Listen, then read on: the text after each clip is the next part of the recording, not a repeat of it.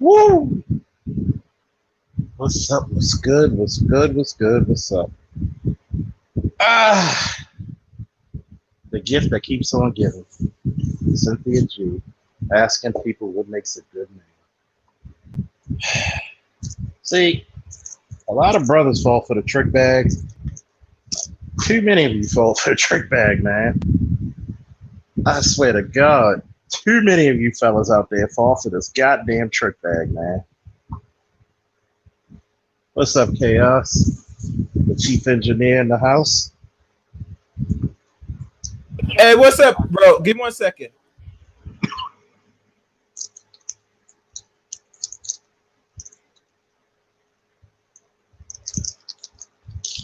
I tell you, man. The gift that keeps on giving. How y'all doing today on this fine afternoon?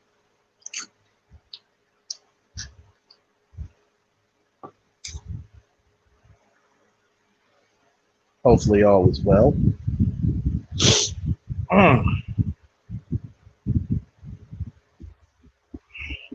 See, what we have here today is another episode of the Lost and the Disingenuous.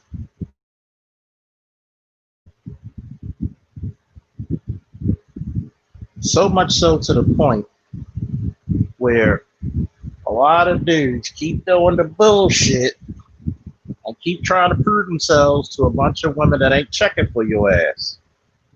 Keep telling y'all this shit.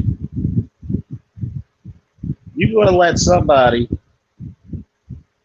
tell you, speak to you, and say to you that you're not a good man because you make money. How many times did Uncle Charles tell you? Don't ever let a woman tell you what is manly and what is not. What experience does she have in that? Oh, none? I thought so.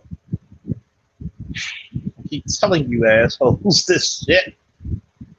You keep falling for the same bullshit over and over and over and over. You know why? Because you're still trying to impress that one hard-headed ass chick.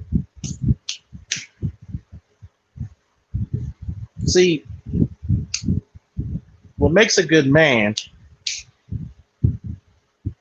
is the sacrifices he's willing to do that women and children cannot contend or perceive. What do you mean, Officer Faulkner? See, men always got to tame the environment. Men always got to be on their best. As Vito Corleone said in The Godfather, women can be careless, children can be careless, men cannot.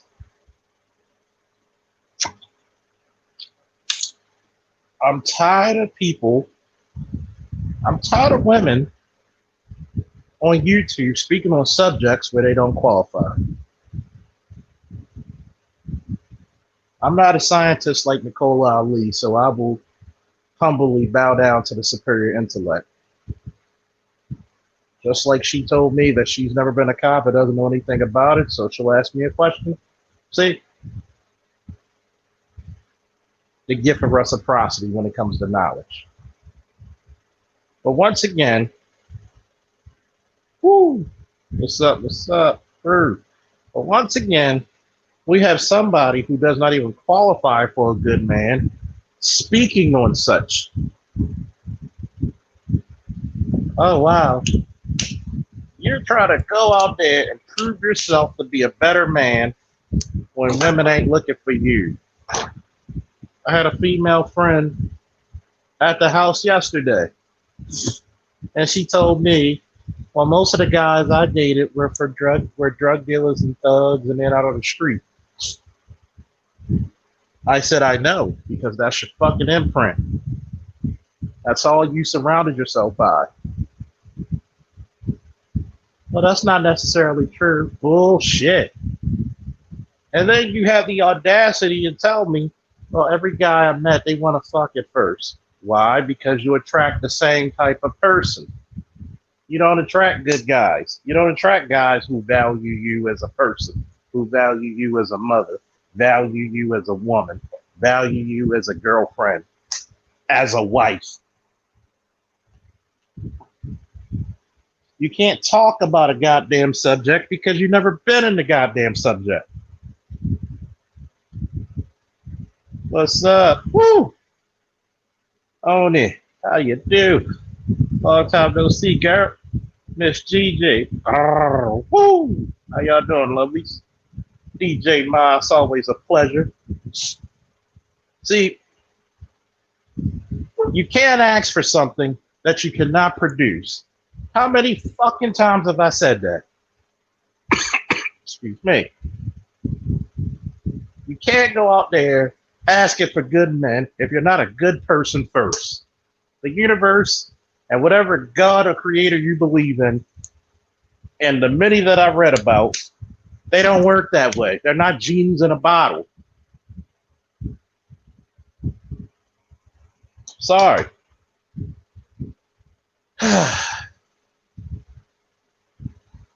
much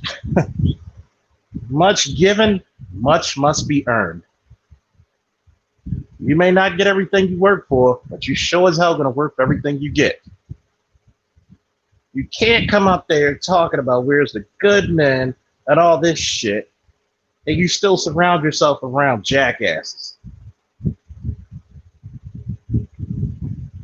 I can't say I want a job and still do unemployed type nigga shit.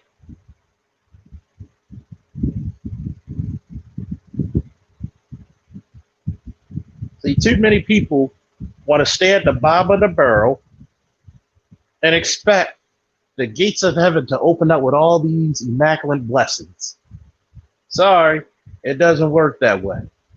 Craig Harper, woo! All these guys calling up trying to explain to a curmudgeon. That's your next mistake. You cannot explain to an angry, messed up person who's trying to trigger you and trying to convince them that you're the better man. Charles Faulkner stopped that shit a long time ago. Well, I'm the best guy. No, you can be the better man. To be the man, you got to beat the man. But guess what? She ain't looking for that type of man. Woo!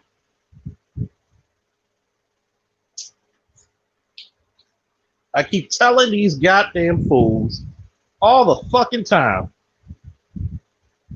Q Savage. Woo! Yep, because if you don't get it, then you don't know what to tell them. Exactly. See, you know the one thing about the ladies who visit my chat frequently? They're either in long-term relationships or married. See, they don't have to ask where the good men are because they got one. And by chance, if they're single, they won't be for long. Their body of work of being a great woman will speak for itself. See, it's just like back in the day in the 90s when I was in high school and you would hear the women, when I was about 14, you hear your older cousins or your sisters and her friends talking about all the good men are either married or in jail. Exactly. We do got to keep it together. See, when you're not looking in the right direction, you're not going to find the correct destination. You talk your shit about Marcus Garvey. He's not a businessman. Everybody knows he owned the Black Star Liner. He owned factories. I swear to God, sometimes I listen to people and I'll be like, you know what? This is going to be a good damn learning moment. How many times have I told ladies, look, be a great number two. I've never seen a woman who's a great second in command not have a man. I've seen a lot of women trying to wear the breeches become lonely. See, the reason why you got a lot of lonely ladies out there, oh, professor, woo. The reason why you have a lot of ladies out there who are lonely, looking for all the quote unquote good men, is because one, they're not competitive women at the first go. Because a competitive woman are not going to ask, where are the good men? They're going to keep renewing their craft. They're going to get sharper. I'm going to be a better cook. I'm going to be a better second in command. I'm going to be a better woman, a better lady, a better representative of what the hell my parents taught me to be. I may be educated, but I'm graceful. I may have a career, but I'm humble. Before the grace of God, humble am I. That's the attitude of a great woman. That's the attitude of a great lady. See, you know, when people talk about queens, the queen always sat at the left side of the king. You know why? Because the queen was the representation of his heart. The queen always had the best interest of the king. The queen was able to soothe the savage beast, not agitate the motherfucker. See, a good woman keeps you on your toes, not step on the motherfuckers. So when I hear Cynthia G talking all this shit about where the good men, when have you been a good human being? You have yet to answer what's the opposite of a beta male coon. Now we going to where the good men? See, this is the reason why young ladies should not listen to you. My man Josh, the loose cannon folk. Woo! The good men are in their toolbox, i.e. utility. Don't want to be a utility's brother. Exactly. Craig Harper said, it's easier being friends with a sister that has a man or married. You can't even talk to a single BW without a verbal fight. I got BW friends on YouTube. I don't need anyone. What's up, Out a bit more? Woo! Always, that's my sparring partner to get better in fighting games. If you're not subscribed to Out a bit more, please do so. He has great content. See, let me see, Nick, the woman that had a baby with a rogue male with at least 3 baby mamas, case closed. You said it from your lips to God's ears, baby. Woo! See, this is after admonishing the productive male archetype. See, they're holding out for the right one. See, the right one ain't holding out for them. Okay? The right one ain't holding out for them.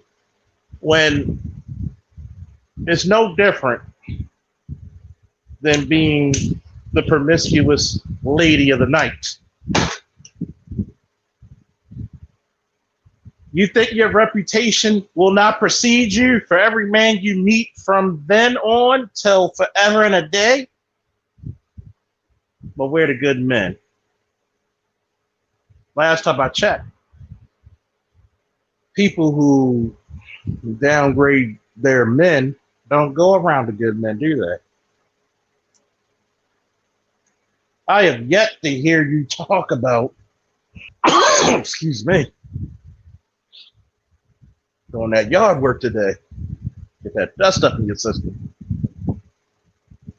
I have yet to hear this woman, if somebody heard it, tell me where she was actually proud of black men. Being the battery in the back for black men. See, I keep telling you this shit that a good man is not a nice man. He's not a bad man. He's a man that gets shit done. Because I'm going to tell this for ladies who don't know, but many, if not almost all of the ladies, but for the few who are just new, I'm going to explain. See, masculinity is neither rhyme nor reason. It just has to be done. It's like being a mechanic, and it's like police work. You don't come in, you go in clean, you're coming back home dirty. There's no way in hell you're coming back home the same way. It's effective, and it has to be done. And when it's done right, it's a beautiful thing. It's so seamless that it looks like it's effortless. See, being a man is the opposite of being the immaculate woman. Because sometimes in my gentlemanly ways, I have to be a bit roguish. And sometimes the god of war has to peek his ugly head just to keep people safe. You know that saying about people sleep soundly in their beds at night because of rough men willing to do violence on their behalf? That's masculinity. That's a good man. See, that good man is going to make sacrifices that you won't even be able to comprehend. See, femininity gives up eggs.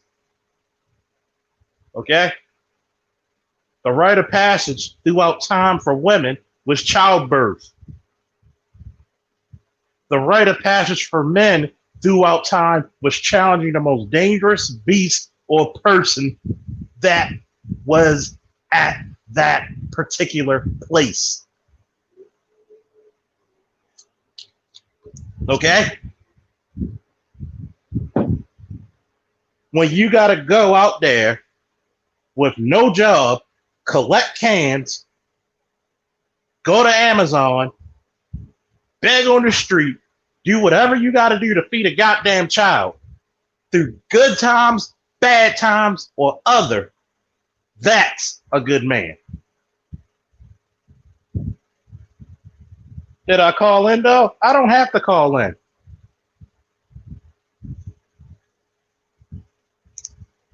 Because hell, I've been on panels several times with her. Why the hell do I have to call in? Does a king send an emissary? Or does what the hell I gotta call in for when I spoke to a Auto One live?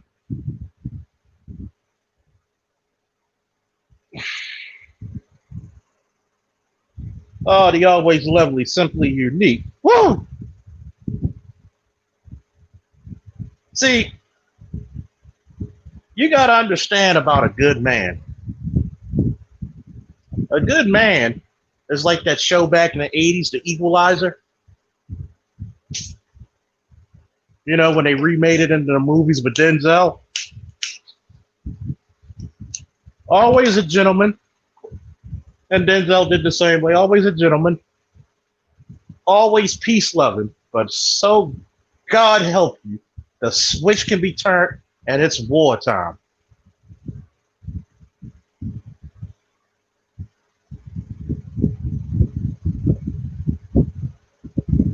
Well, if you want to speak to me, I don't speak in chats. You can go up there and you can come toe-to-toe with me and you can say your piece live and in living color. If not, shut the hell up.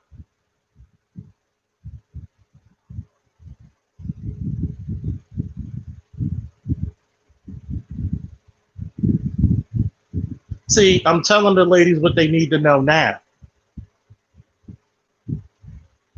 Because as my boy Josh, Loose Cannon 4 would say so eloquently, some people make a statement just to reply and not to comprehend.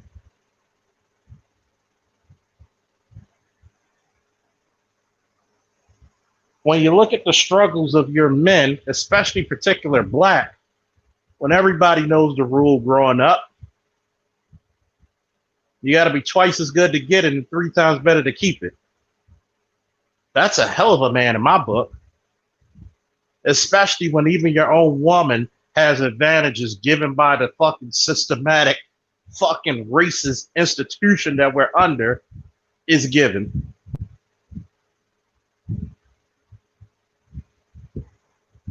I've always said this.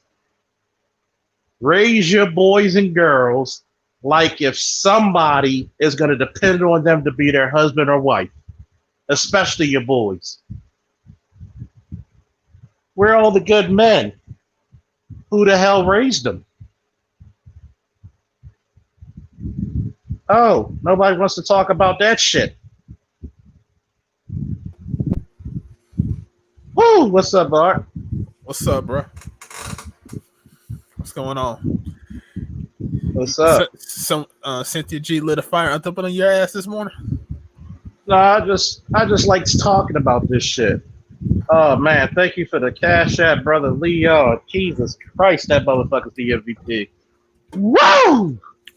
See, she lit a fire, but I'm already fucking walking napalm anyway, so it's not that much to light me up. I'm already highly flammable. So, I hear you. see, like my brother Art, he has his career where he's a manager at the factory, right? Yeah. He's a gamer. He's a YouTuber. See, a good man is multifaceted. A good man doesn't worry about just himself because by nature of men, you got to worry about every goddamn body else. Please tell me if I'm lying, Art. No, I mean, you just got to walk in your masculinity all day, every day, even when you don't want to. Even if you don't fucking want to. Lord, can someone pass this cup if I don't have to sacrifice myself on the goddamn cross? That is the role of a man. See, once again, I put the chat up there, and I'm an Aries Queen, Bish, whatever the hell your name is, didn't come up here to explain it in real time. And that's the fucking problem we have. You want to dart and fucking do this shit, but you don't want to speak to a real man in real time, so that's some real fake shit.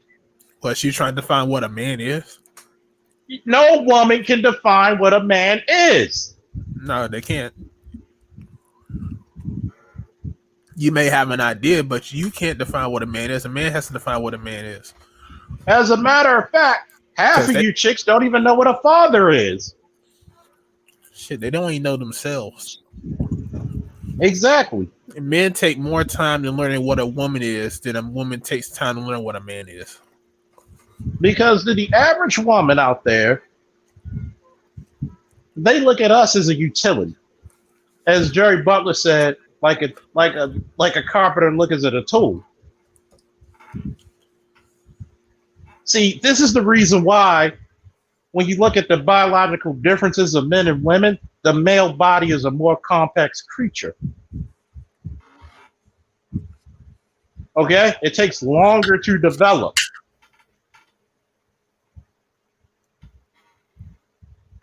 Because there's much more responsibility put on us. Even if you have a father who was not there in the home, who usually gets most of the blame? The father. Mm-hmm. All right, Charles. How it sound on my end? Oh, you sound great, man. No background noise? Let me know now. No background. All No right, background, baby. All right. What's up, Josh? What's up, Josh? Finish what you say, Charles. Let me say something after you finish. See, what we have here is too many goddamn men explaining themselves to females who are not worthy to be in the same fucking room as them. Mm-hmm. Because a good woman would never ask that stupid shit, where are the men? Where are the good men? See, one of them women who where are the good men? They passed you by like fucking rush hour traffic, motherfucker. They don't want them. They don't want you. Mm-hmm. You're man repellent. It's like a can of Raid.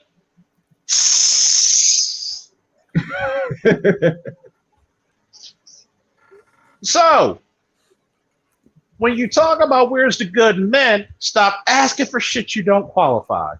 Stop asking for the Olympic. Stop asking for the Olympic gold if you never went to the to the Olympic trials. Mm-hmm. Stop asking for gold while you search for that motherfucker in a dumpster. You're trying to excavate King Tut's tomb in a strip joint. No sense does it make. Or the abortion And then you clinic. have these, yeah, or the abortion clinic. I mean, it's the funniest shit in the world. A good man. Well, you could go to church and not be a good man. Well, I mean, you probably represent WAP's culture too. But you see the hard-headedness, though? You explain to them what a good man is, and they say, no, it's not this, it's that. Okay, well, keep getting with fuck boys and getting pregnant and being a single mother then. If you But really fucking hard-headed and not listen to a dude, which, mind you, you're in the business to fucking man. You're in the business to want to get married and get a ring one day, but yet you're being fucking hard-headed and, no, don't tell me what a good man is. You're criticizing me. Shut the fuck up. exactly. Look at my man Mafia. I don't know if it's man. I'm pretty sure it's a guy. My man Mafia 21. Exactly. I don't get why they call in and try to change her mind. That's the reason. Well, see, Well, let me say this. I said this to two other brothers on another brother's channel. And I'm going to tell every black man this, and I hope this resonates. It's going to come to a point you got to stop entertaining certain people. Yeah. And the reason why we all know already, we men, depending on what age we are, was one thing women need: attention. The only attention they should get is with other women. They should not have they should be lucky to get the privilege of having attention from men. I hear the dudes coming because they hope and wanting that they'll get some piece of this or these women. And it comes to the point that is a beta train. Now that I'm thinking about it, you should not be sitting there validating no person. Period. Exactly. Period. So if they ask a question about what a man's, what they look for and stuff, it tells me one of two things. The only answer you get that is from your own father, if he's not fucked up, drugged out, or we already know the answer to that shit. Or go seek a therapist. Because I'm be honest with you, most of y'all women don't qualify for a man that's even doing very good. See, the ladies on my chat are very beautiful women. When you hear China White, when you hear Miss Gigi, when you hear something unique come on the panel, don't they sound awfully fucking feminine? Yep. Don't they? They're almost bashful. Mm-hmm. You ever notice how the men are completely silent and we just bask in their feminine glow? Yeah. Right. Because we're not used to that. We're used to a bunch of curmudgeonous bitches. Not feminine ladies. Not immaculate ladies. Mm-hmm. And you know what the problem is? You've never heard any of the ladies who follow me say, we're the good men. Because they're already surrounded by good men. If they're not married, they got good men just fighting for their fucking attention. Mm-hmm. See, Or they sit there, listen to men that, because they remember, women look for guidance. Something. Oh yeah. So they listen to these scripts, and then here it said the man speaking something that makes sense to them, that resonates in them. It's just the bottom line. I have to go old school Obsidian. To ask the question is to answer the question. Where are the good men? The furthest away from you. Mm-hmm. Yeah. But this is how dumb some females are. Like, they'll rather listen to their punk ass friends, female friends, who are single or with fuck boys or the worst of the worst. Some of them not even married. A dude, and can't hold a man. Dude, like any of us four that's on the panel right now. Here it is. That's the logic that we live in today.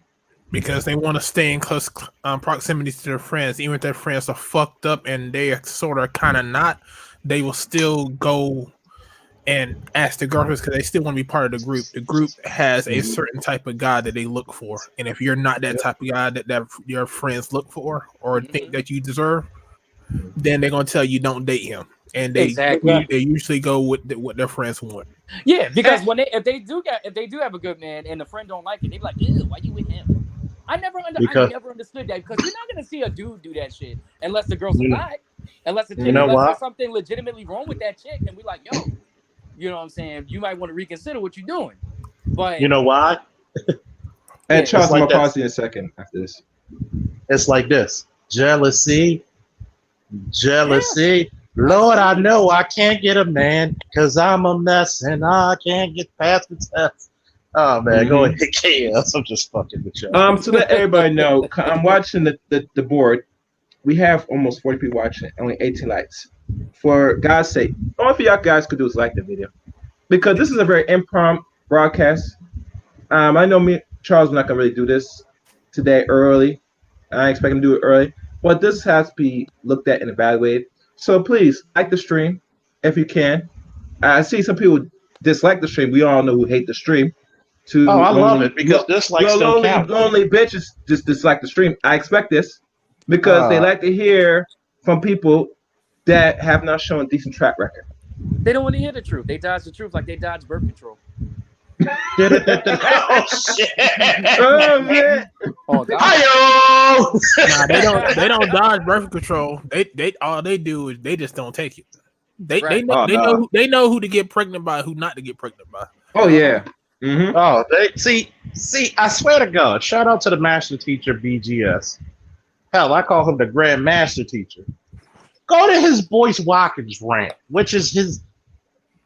I keep telling him that might have been his Magnum Carta right there. If you don't know what a Magnum Carta is, look it up, goddamn. That might have been his greatest rant of rants. Like, he came out of fucking Mount Zion with the word of God coming down. And he said, and I quote, see, the problem is when y'all get pregnant, a lot of y'all either going to try to get a half-decent dude and womb rape him, or if you got a bum, you're going to go womb rape the state. But you're not looking for good men. You're looking for an ATM with a workable dick. Mm-hmm. A good man does not take orders. He gives them. Say that again, Charles. A good man does not take orders. He gives them. Mm-hmm. Because a good man is a damn good leader. And he's not thinking selfishly. He's thinking for the betterment of his family, his woman, his children, his community, his state, his goddamn country. Mm-hmm. See, it's no difference than when the man said, you know what? Don't go out in the woods. I'm going to go find us something to eat. You stay within the safety of this goddamn confines. You pick berries and shit. You learn how to make bread. I'll go hunt down this goddamn fucking wildebeest who has just as much, if not more, of a chance to kill me just to show you how much I love you and my community and my children and my family. See, the difference between the sacrifices is the fucking pig and the chicken. The chicken gives up a little bit of themselves, but you can't give bacon without giving up some skin, can you? Mm-hmm. Right. See, go ahead. See, women are selfish by nature. They have to be, or else they will not be protecting your kids. Yeah. The problem is that women's selfishness is not in line with men's ability to provide. I'll say that again. A woman's selfishness is not in line with men's ability to provide. Meaning this. Her selfishness is only to herself and to her offspring. But the way how she goes about providing those provisions for her offspring will never include you. Never. As a whole. It's always about getting stuff from you. Mm-hmm. Mm-hmm. It's never said, okay, I want to make sure I maintain this man or take care of this man so that way he can help this family. It's all about I'm going to take every single drop of blood from this man. Then once he has nothing left for me to give, I'm going to kick him to the curb and pick someone else. Yep. That's their alignment. That is not in line with what a man is supposed to do with his family. Yeah. And here's the funny thing, brothers. I hear this a lot of talk about say these men just abandon and walk away from family. Last time I checked, most men that are married, they don't file divorce and just walk out. As most of these women file divorce. So who's walking out of who? Let's keep it real 100. But we're not gonna have that conversation, right? Oh, we're gonna have that motherfucker today. Mm-hmm. What's up, Sonny Boxing Talk? Woo! What's he talking about? With all due respect, man, our people are here dying and we're still talking about BS. See, Sonny, we have to talk about that. The reason why is because a lot of brothers, because most of my listeners, I had to take a look, are 35 and younger. Mm-hmm. See, that's the age range we want. That's the age range we want. Myself, Chaos, and Art, we're approaching 40. We're approaching the second coming of our life, where we're respected by elders, but we're still young enough to empathize with the youth. We have to guide them up from making the mistakes that we made and our forefathers made. Because guess what? At some point in a man and his life, and I had to tell this to a female friend of mine who was over, eventually boys are going to outgrow their mothers and become the equals to their fathers. Exactly. How the fuck do you expect him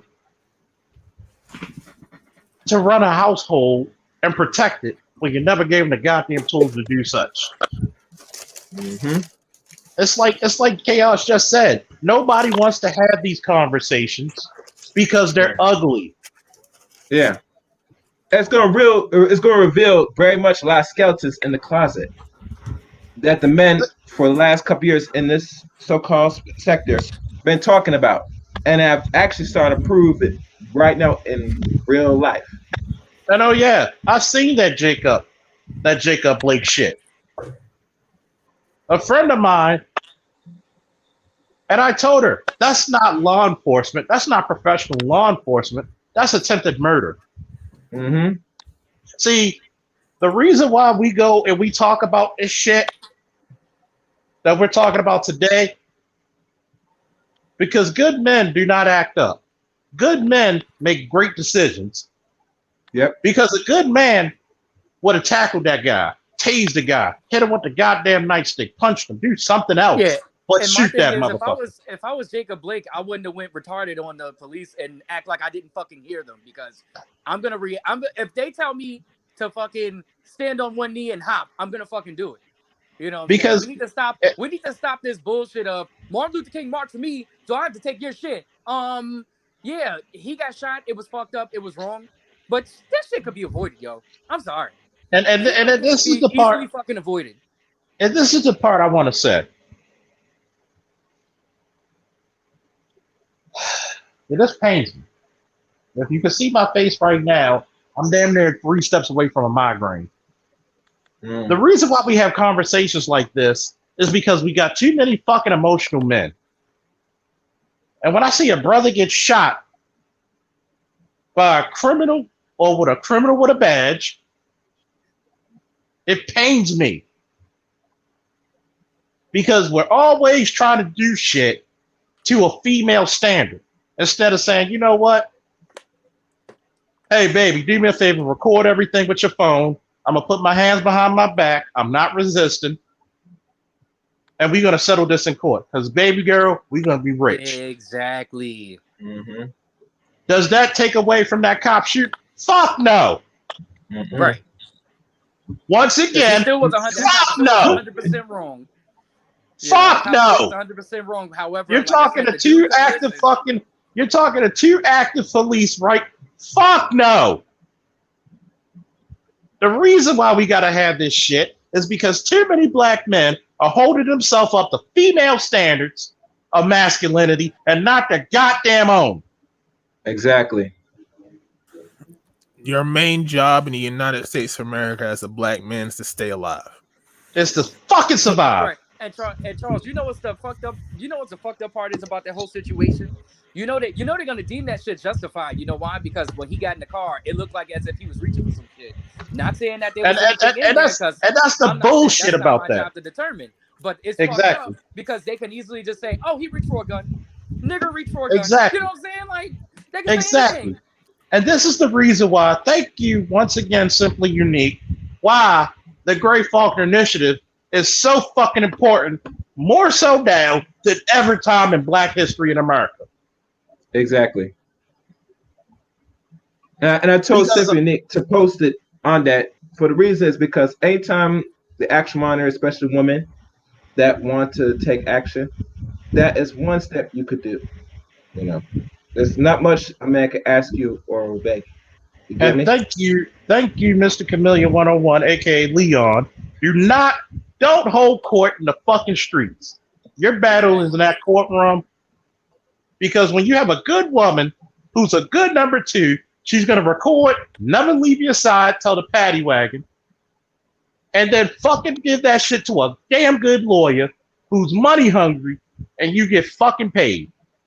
Because one thing I tell you, and I'm just as much as a comic book fan as Art, and I'll tell you, the Super Friends back in the 70s had it right when it came to the three things that all law enforcement should do. Right that which is wrong, fight injustice, and serve mankind. How fucking hard is that? Not that hard. What's up, Beasley? I'm just listening. Your friend Josh here, he's a police officer. Yes, sir. Yep. Okay.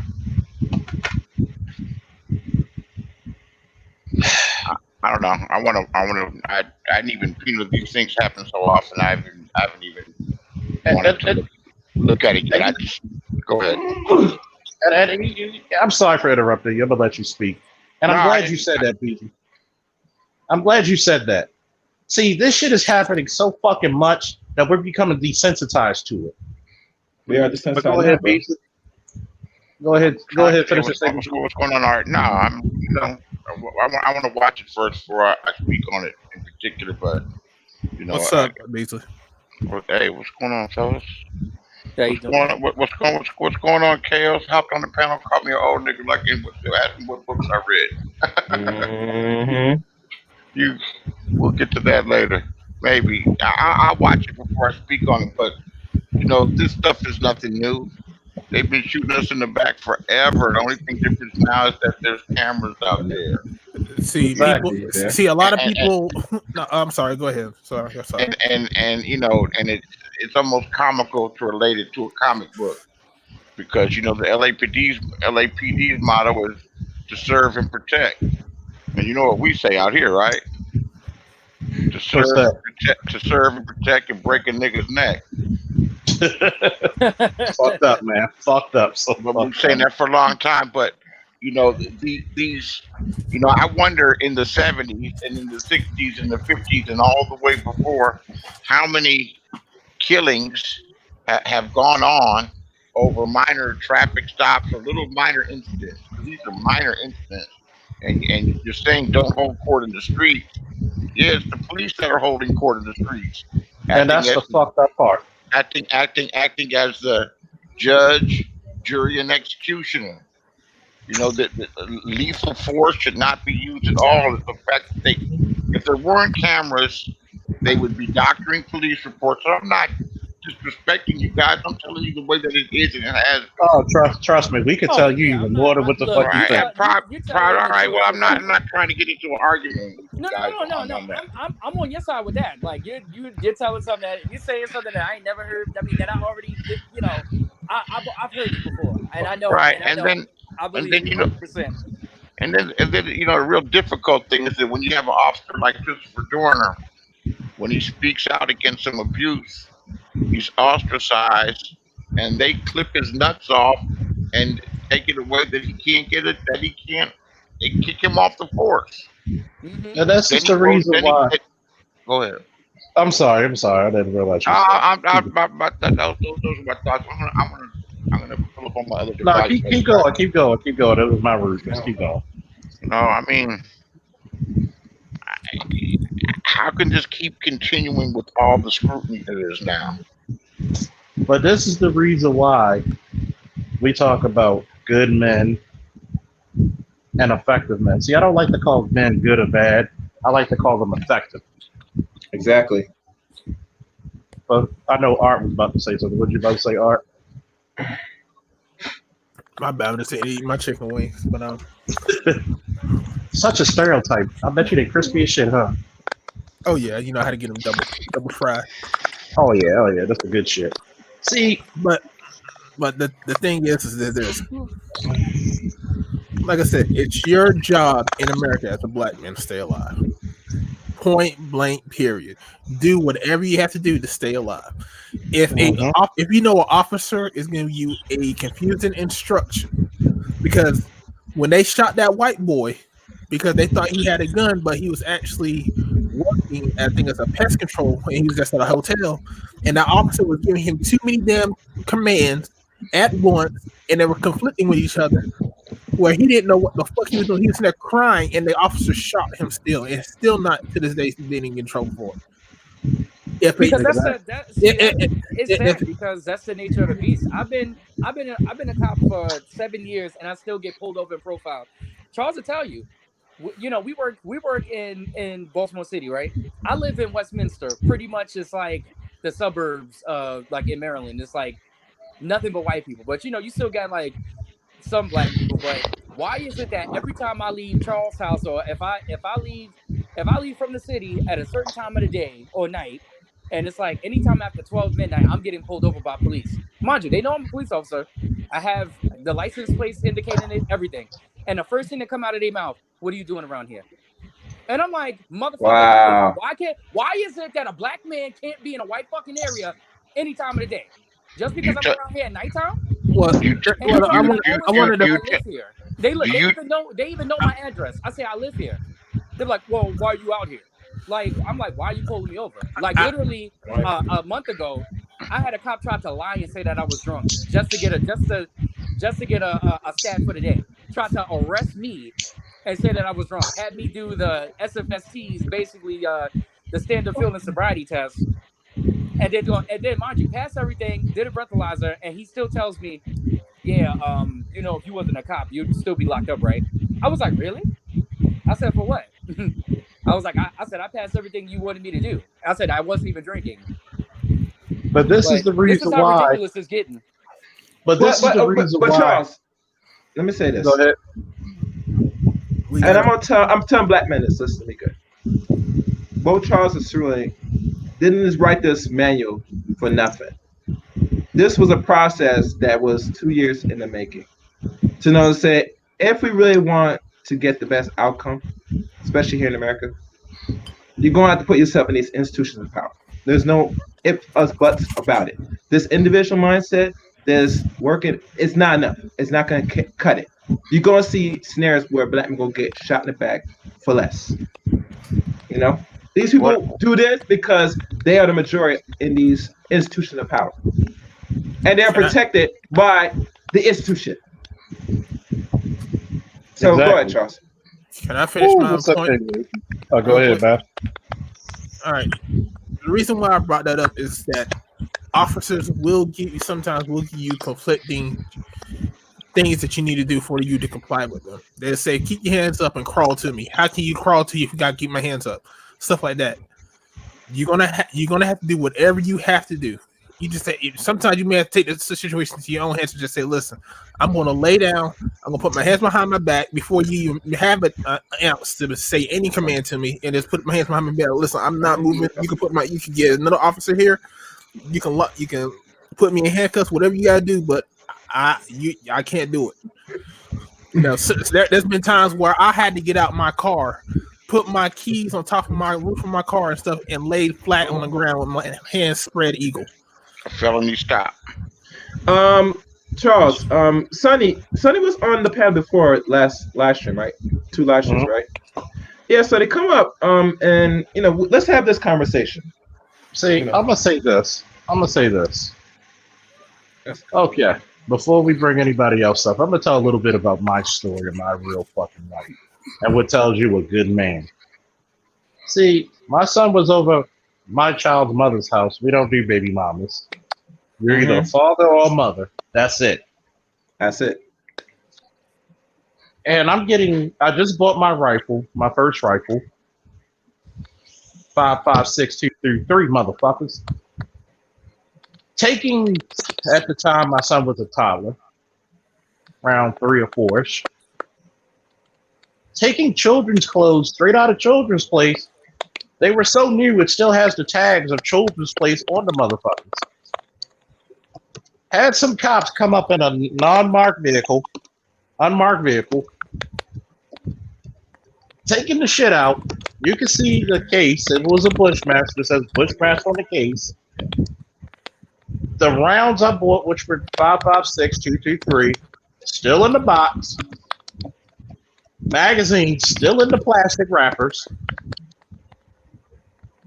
The next thing you know, I turn around and I got a motherfucking Glock 22 40 caliber to my head with children's clothes in my. And this is while I was a police officer. With years going, by the way. Okay. If I was not a logical thinking black man, an effective black man, what the fuck do you think would have happened to me? You would get 2 in your dome. My brother-in-law, for all intents and purposes, my son's uncle, my son's mother's brother, was asking, am I okay? I'm okay. Just make sure, just wait at the steps. I'll be okay. Just keep watching. If you need to film it, film it. I'm good. And I'm laughing.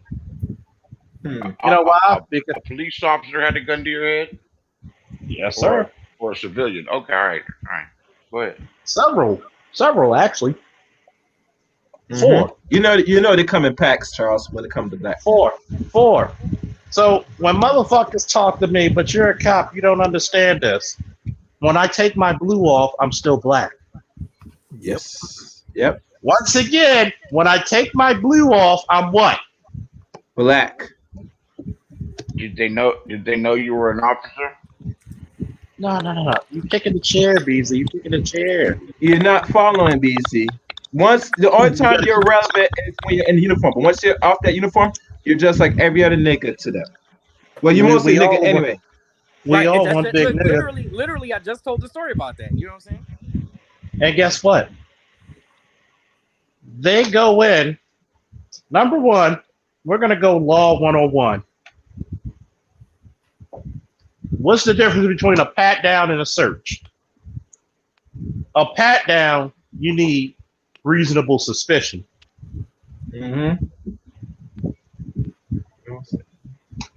A search, you need probable cause. Yeah. Which is the same criteria you need to arrest. Guess which one they did? A search, I believe. An illegal search. Okay. Where they went into my pockets. I carry a 7.5-inch spotter and a 5.5-inch spotter, which is a folding knife from Cold Steel. You should have seen their eyes light up.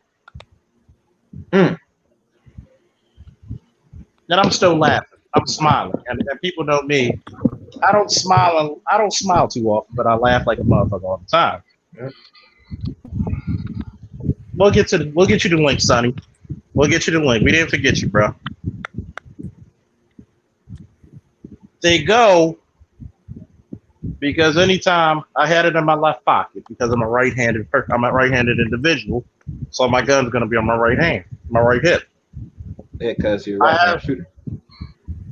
I have my service weapon on my right hip, which is an inside the pocket holster, inside the pants holster, because you have to have your weapon concealed if you're not on duty. Once again, eyes light up even bigger. I mean, them motherfuckers look like Simpsons characters. They thought they got the second coming of fucking of Tony's of fucking Pablo Escobar or some shit. Next thing you know, they go in my pockets again. Get my big ass oversized wallet. Need to get another one because the shit ripping apart. And they see, what's the first ID do you think they see? Your police officer ID. ID. Exactly. They probably was like, shit. You know how they get down. Where was this? And this was at Robinson and Monument. Oh, this was in the city. Yep.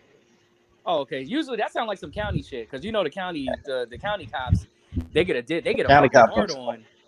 They get a hard on for that because like, they don't do shit. For anybody that don't know, Baltimore City Police will see, and you could be on the job on the street for 1 year. You'll see more shit in 1 year than a county officer,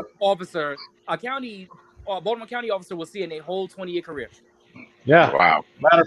Matter of fact, there's county cops who had 20, 25-year careers who never had to pull their guns out. I had to pull my gun out in field training.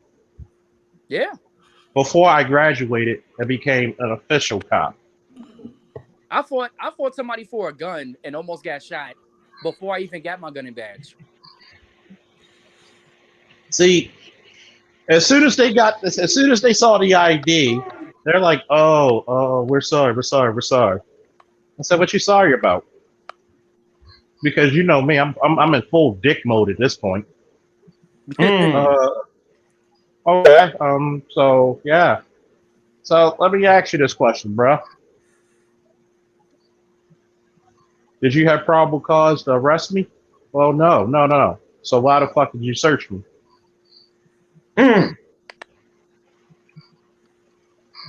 I said, too, where's your supervisor? Well, what you got in there? What you got in your trunk? Talking about the rifle case. I said, go ahead and look. Well, I don't want to go through your shit. You were going to anyway. And just to let you know, Sonny, they didn't stop me. I was already stopped. I was getting clothes out the trunk for my son because he was over. He was at my son's mother's house. And they can't even do it. They couldn't even do anything about the rifle because, first of all, you were illegal search. The rifle. Illegal search. It's a legal search anyway. Right. It's that plus he was actually transporting the weapon legally. In the state of Maryland, if you have some type of rifle, even if you're a civilian, you can legally own a gun, but you have to transport it in your trunk, unload it in your trunk. Yep.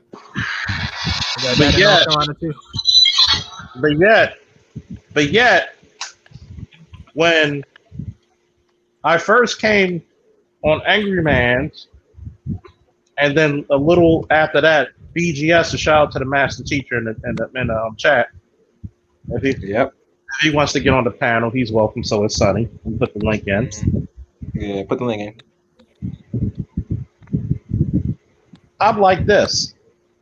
How many times have I told people, why do we need more black police? Even though we had a black police officer on the scene when I viewed the video 5 times in a row. I viewed the whole thing start to finish. I'll tell you why. Because black police officers are the minority in the bigger police department that's run by 80% non-black. Numbers matter, people. Don't forget that. But yet, majority do rule. But yet, for some godforsaken reason, we're still looking at where the good men at. But you need to ask where the effective men are. Where's the men who could think on their feet? Now, you know what you need to ask, Charles, is, do I deserve a good man? And that's what I said earlier, Art. Or do you qualify for the men that you want? Right. And I'd say 9 times out of 10, no. And by the way, hold up, Josh. Hold that thought. Like, share, motherfucking subscribe, hit that goddamn Cash App. We got almost 60 people. A And goddamn only right. 30. All. Woo! And another thing, Charles, and as you say that, please like the video because I'm seeing almost 6 people, only 30 some likes. We could have more likes than that, guys. Even the people that were honest, that were followers of these type of content creators, dislike the channel. You can at least hit the like button. So Please. like the video and support the channel. Because right now, you're getting 2 fucking Cut officers my audio went out. real-time fucking shit of how it is to be black in America, but you carry a badge and a fucking gun. But we still looking for the good men. Do you support the good men? So it's funny because I would genuinely ask this question to a Cynthia G and others. And there are some guys, if BGS wants to come up, he could come up too, and Sonny, and whoever else. Mm-hmm. I'm a 38-year-old black man whose son lives with him. Never paid a damn dollar, not a goddamn Mexican peso or a fucking ruble of child support. When I found out my son's mother and his grandmother didn't take him to school regularly, fuck you, give me my son. No courts. Wow. No, Damn, Charles, I did not know that. never been to a courthouse. Actually, every time I give brothers how to conduct themselves, I'll say this. Number one, what you need to do is come at a position of power and not a position of servitude. I could be with no other. Trust me, your boy Faulkner been with more women than Miss America pageants. Okay, I could stop having sex to the end of my days, and motherfuckers will still wouldn't be able to catch up. Mm. See, my priority is not just for my son, but for making sure every black male to be raised as the second coming of greatness.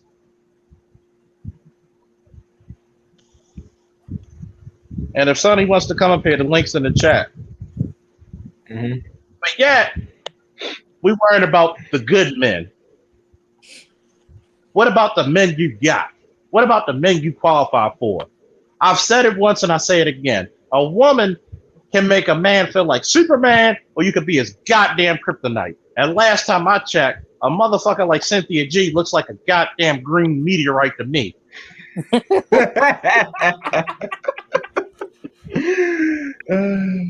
Yeah. But yet,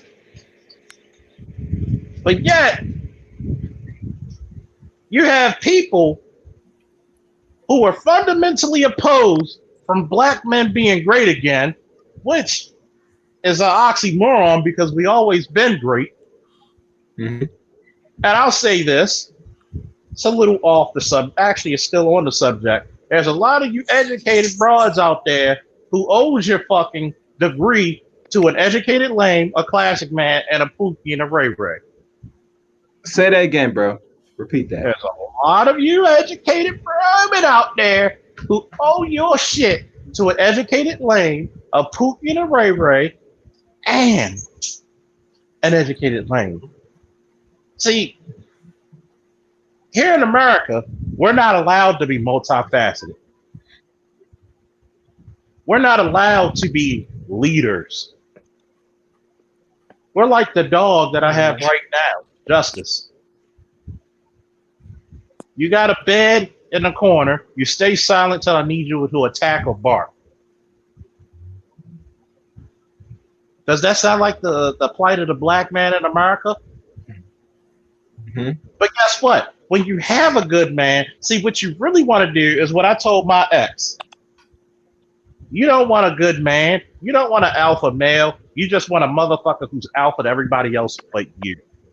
Mm-hmm. You want a good man that listens to you. A man does not bow down to you. The man is the supreme leader. He is the King Kamehameha of these motherfucking Hawaiian Islands. He is the commander-in-chief of his household, whether he has a woman, children, or not.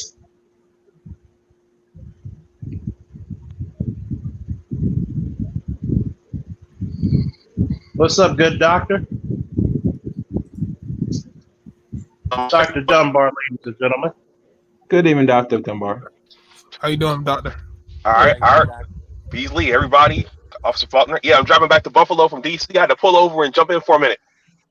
Okay, that's what's up. So what's on your mind, Doctor? Well, you know what? I was just thinking, going back to Art, your show on Saturday night. I think this kind of folds into this topic. I listened to the replay because I got sleepy. But you and Beasley were having, or Beasley was having with somebody about what to teach the girls about whether or not to excel in their education or to kind of triage them into being wives and partners. What I was thinking about when I was listening to that is just, it's important to explain to them the whole landscape of what those decisions mean and how to acquire all of the skills that are necessary. So I don't think there's a problem with them getting their education as long as they keep everything in context. And I think this falls back into what Charles's topic is here in terms of what a good man is, because I think all that they have to know what to look for when looking for a good man and what they should do and how they should interact with a good man. Yeah, it's all about how you raise your children. But if you raise your children to be to do nothing but get money out of men, and men are nothing more than just a utility, then this is what you're gonna get. Men are not gonna want to deal with women, or you're gonna look at them as hoes. I mean, I just had a conversation with a chick on Art Nostal's panel a couple weeks ago, where she was saying that Cardi B is an inspiration for young black girls. And I'm really? I'm not looking at her like. Was she high? Who told you that? Who told you that? I don't even remember the name. No, bro. That sounds like she's trolling, man. I mean, did she articulate the reason? Hold on, fellas. I gotta acknowledge this. Thank you, Ryan, for the Cash App. Woo! Thank you for the support. And by the way, I got to do an O'Shea real quick. Look at this. I'll hit the like if you acknowledge with pride Simpson in the building. Do I look like the type of... Does this hate on my fucking forehead look like a fucking... Oh, what the fuck is this? I'm proud to be a Simpson comedian. Yeah, he is. Do I look like... Does the F in my fucking name of Faulkner does not stand for fucking France. It stands for the quicker fuck you upper. Okay? Okay, he makes jokes, man. He's not that. He's not serious. I know he's joking. I'm familiar with Proud to be a Simp. I know he's joking, but do I look like I'm one of them motherfuckers, man? See, we look at this shit, and you have men on the panel from all walks of life, different levels of education. Woo, what's up, Underrated Darkness? Loving your chats, man. Subscribe to Underrated Darkness. He has some good shit and some good interviews. Woo! Woo! See, we look at the variety of men, black men on this panel, who take pride into the work they do, who go out of their way to teach the next generation of black men. I myself, for 20 years, God damn, I'm getting old. Goddamn gray hairs. For 20 years, I've coached wrestling. Guess how many years I got paid? None. I produced more championships than the Bulls and the Lakers put together. I produce men. I produce fucking kings. I have a 90 fucking 8 percentile rate of motherfuckers who wrestle for me go on to the military, college, or trade school. Yep. Your schools in the fucking North Avenue in Baltimore City can't even come close to those type of fucking numbers. Exactly. We have a goddamn initiative that is fucking easy. I kind of wish the master teacher get up here. But if he's busy, he's busy. And with all due respect, BGS has a lot. See, anytime a guy is intellectually sound as BGS, Dr. Dunbar, Dr. Tiason Johnson, and others say that, yo, Cerulean, Charles, this shit is so simplistic and so brilliant that every black household needs this in their fucking. I've actually printed the shit out and handed it to people, or I'll give it to them in their email off a PDF. I can't. I have issues with my son. Here you go. And if anything, call me. Here's my number for clarity. Here's Cerulean's email. Here's my email. There's brothers now who thank me. I'm trying to be a police officer. I literally walk them into going into the military or police departments where they live.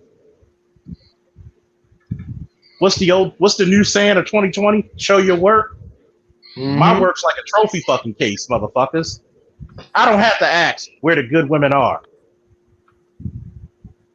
They're waiting for me. Facts. I have so many good women around me. They damn near about to go to Zales to get a fucking engagement ring for me. You got a brother like Art who has a gaming channel and a YouTube channel. Yeah, Beasley. One day I want to sit with Beasley, smoke a cigar, and pick his brain on how the fuck to make some serious fucking money. Soon, you're going to have the interview of when Dr. Dunbar and myself go to a cigar lounge and we pick the finest of cognac and sit down. Thank you. Oh, thank you, Josh, for the $10. Oh, cash app. Oh, thank you for the support. Woo! We gonna style and motherfucking profile. Oh Lord. See, we're gonna be walking down there, and we're gonna be. Oh yes, thank you all for supporting the Faulkner Corp, where our motto is: if you check me out, so will you. Thank you. like church. Like church. That better be good. I swear to God, if I was a preacher in some of these black cities, I'd be a fucking millionaire. Y'all ain't donating? The fucking ushers pull out Uzis and Glocks and lock the doors. But on a serious note, this is the reason why we want to prevent an incident like the sister who just sent me the video. She's from Baltimore. She does armed security. As a matter of fact, if she puts me up in the chat, I want anybody in, I forget, I think she's in the North Carolina area where she has a dining and she's a great cook, immaculate cook at that. If she wants to put her information in the chat, please do so because we support black business.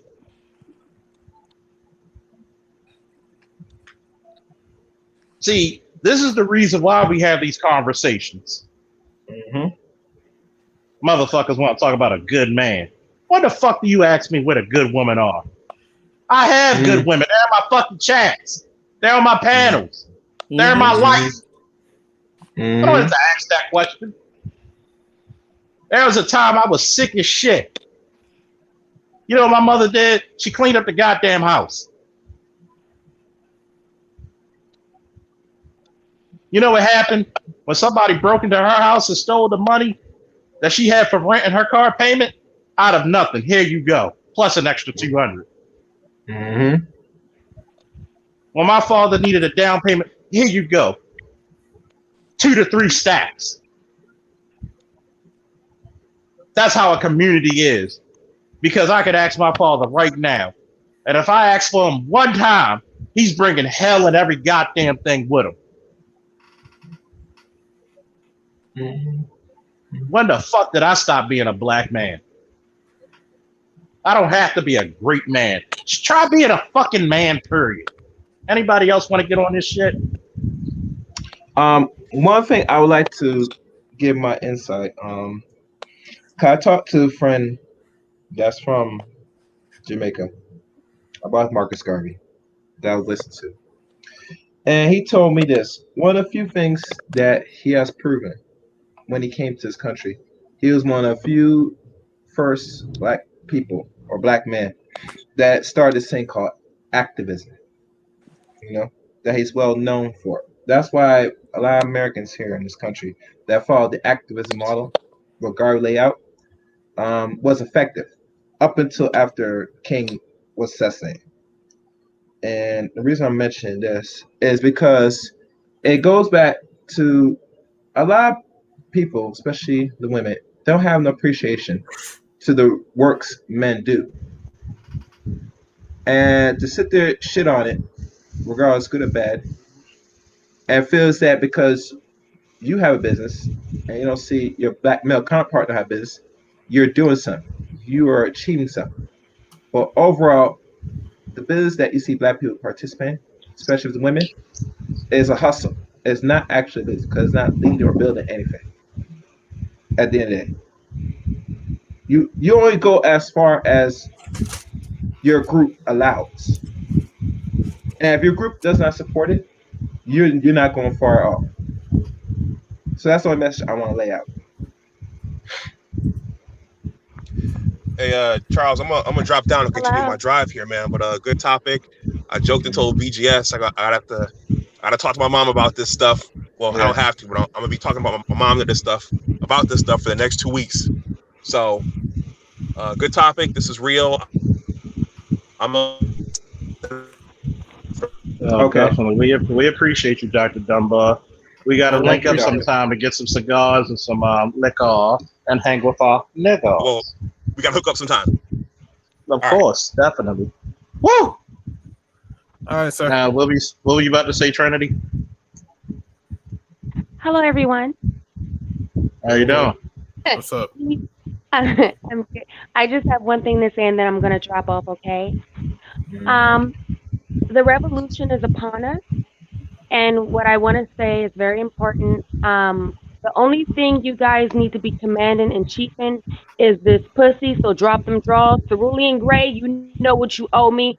And also, you niggas need to fall in line. Diabolical horse. I'm out. What? I did not get that. Yeah. I'm glad you let her get it out. Wow. I'm not sure what that was. Now, that was weird. But back to our regular school. Hold on. Art's gonna love this one. Meanwhile, back at the Hall of Justice. Right. Oh, really? Did you know her? That's Trinity. See, you know what she said? See, you gotta see. I like having people like Trinity up here. You know why? That is the antithesis of what you want to call good women. Because a true lady, values herself more than what her fucking reproductive organs say. Mm-hmm. See, a woman is not a real lady. Is not a liability. She's an asset. I keep telling people, motherfuckers are gonna prove me right. Keep proving me right. You feel me? Mm-hmm. And it's so sad. You got a bunch of grown motherfuckers up here who looking at her and like, whatever. I guess your pussy must not be that important because nobody paid attention to it. Yeah, I didn't know what the fuck that was all about. I was like, okay.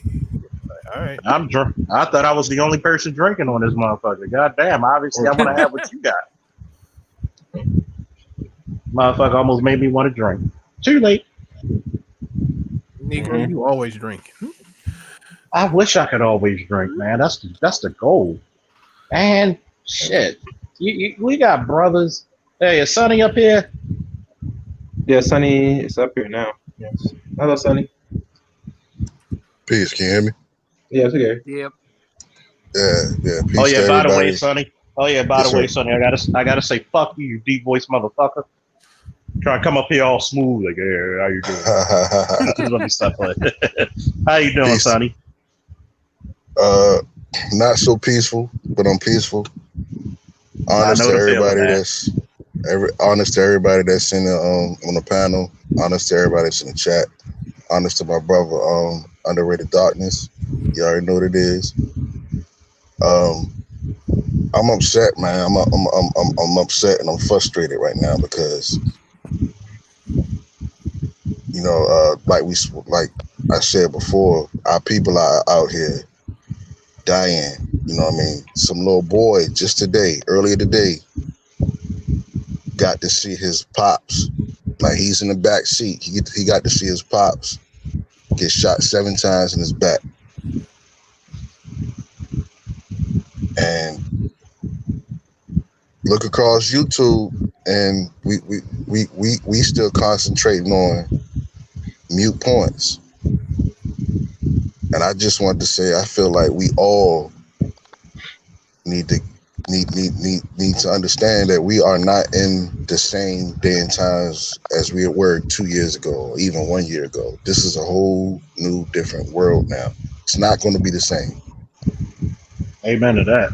We're hoping for COVID to go away, things of that nature. It's no guarantee that it ever will go back to how it used to be. So we can't operate the same way that we used to. So case in point, example would be, and I've echoed this, you can go on Underrated Darkness channel and look at some of the old classes he had.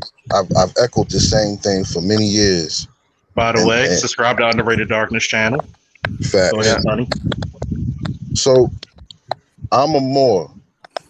I don't know if you other guys know what Moors are, but you have different people who are Moors. You got people who are Hebrew Israelite. You got people of different sectors. And what a lot of people do is they allow mute points to get in the way of the fact that we need to come together as a people to build something. Everything else will fall in line after we get together and come together as a people. And we talk a good game on YouTube. Like each man, wherever they're at, their respected states, can set something up with their like-minded people where they live, or link with people on YouTube. Like we in the age of technology now, where I'm out here with Underrated in Virginia. There's other people in other states. I just feel that we need to let go of the mute points and understand that the issues that we're having between the man and the woman, it's not just the woman's fault, it's the man's fault. Because if you look at the sister that just came on and said her little piece and got off, she has the idea where the man came from, whether it be from her father or some other man that came in her life, or she might not have had no man that came in her life. But like what I'm trying to say is, each person needs something to emulate. So a lot of these young ladies out here that are treating some of these men wrong, and men get mad and they vent. A lot of times we're too patient anyway. We live in a microwave society. We're too patient. There are some good women out there, but I do feel like right now in this climate, this is something that we should not be arguing anymore, because we're losing our lives out here at an enormous rate. Oh yeah, and that's the reason. Oh, I'm sorry. Go ahead and finish. With that, I pass the mic. And that's the reason why this impromptu.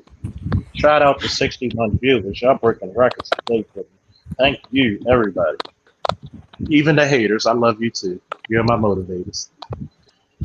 See, this is the reason why shit like this persists. Because when we fail to plan, we plan to fail. Okay? That's military science 101. Tell me, what is the plan for the Black American right now? There isn't any. There's brothers and there's sisters out there, great brothers and great sisters right now, who got plans, who got organizations, who got associations, and we don't. Somebody's typing up a goddamn good time. Yeah, let me see who's typing. Who's typing? You guys got to mute your line. We can If hear you're your gonna type, you background. gotta. If you You type, gotta you gotta mute. mute your back. It's going to interrupt the feed on YouTube. It's not See, me. see, you gotta understand, Dr. Dunbar. Woo! Thank you for the cash app. Thank you, brother. Mm-hmm. Respect to the See, doctor. come on, let's break some records. Let's get 100 motherfuckers viewing. Come on, tell your friends and family. Anytime they want a question, they can ask Officer Faulkner, Officer Hall. They got us. See, this is the importance of streams like this, where we can show how non-essential looking for a good man is. If you can't get a man, period, what the fuck you looking for a good one for? Right. If you don't appreciate the fucking fighting force that you have, when you look at history, wartime history, when you look at Judas the Hammer, for all the people who are the Jewish faith, because we already know where the Judaism originated from. It wasn't from Israel. It was from Ethiopia, by the way. Little historical fact. We notice this and we see it for what it is. You know what Judas the Hammer did? He had to go against the goddamn Persians. Somebody's mic is clinking. Somebody in the chat room says clinking. I'm hearing clinking. If y'all guys just mute for a second. Mute it for a second. Just mute. All right, there we go. Continue, Charles. See, with Judas the Hammer, that's a man. King Shaka Zulu, that's a man. Hannibal, man. When you willing to put yourself on a sacrifice, you're a man. Somebody got to mute up. Yeah, somebody got to mute up, man. The typing. I think that's just a mic clicking because of something. Maybe it's rubbing against somebody's shirt or there's wind getting into it, but that's someone's mic clicking. Yeah, I'm on mute. But I got to go anyway, Charles. Thanks for having me up. I've got to go and get myself ready for work tonight. It's always a pleasure, Art. Can't wait to play you in the game again. We're getting ready for BlurCon next year. We winning some tournaments. Yeah, we'll see about this COVID. Yeah, we'll see about it, right? Yeah, we probably got a whole nother year this shit. Yeah. All right, man. Shit. Look in the private chat, Art. I said something to you. Oh, you left.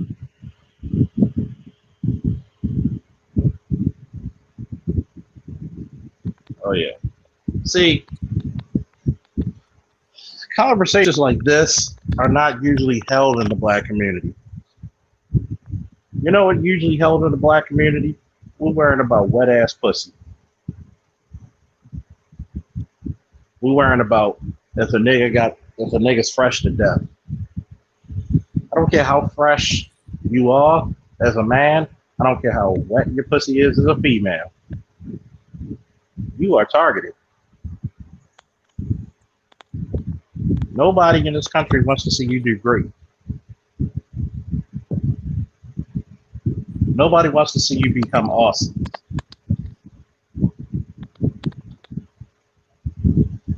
Everybody wants to see you fail.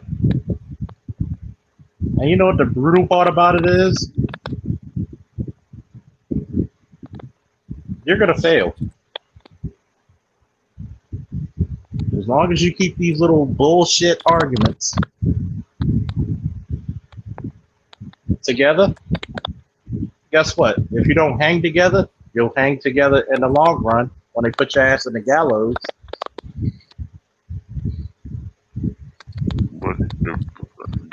Ben Franklin said when they were inspiring to leave England, he said, if we don't hang together, we're surely going to hang apart. We're going to hang separately. Right. And guess what?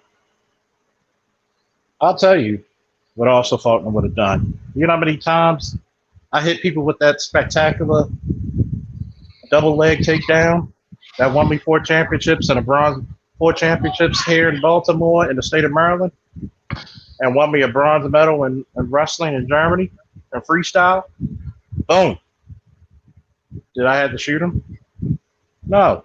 First Man, and foremost, there's many a times you'll hear about Officer Faulkner putting his size 12 to somebody's ass, but didn't have to shoot anybody. But if you pulled a knife, gun, or bat on me, yes, I'm gonna empty my fucking magazine on your ass. And you know what's gonna happen?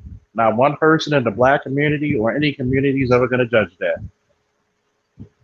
If anything, hold on, folks. Okay, as Mr. Charles Faulkner takes a pause, let me check who's here watching. Let me see. We have 61. So that means I should be seeing almost 60 likes. Hit that like button.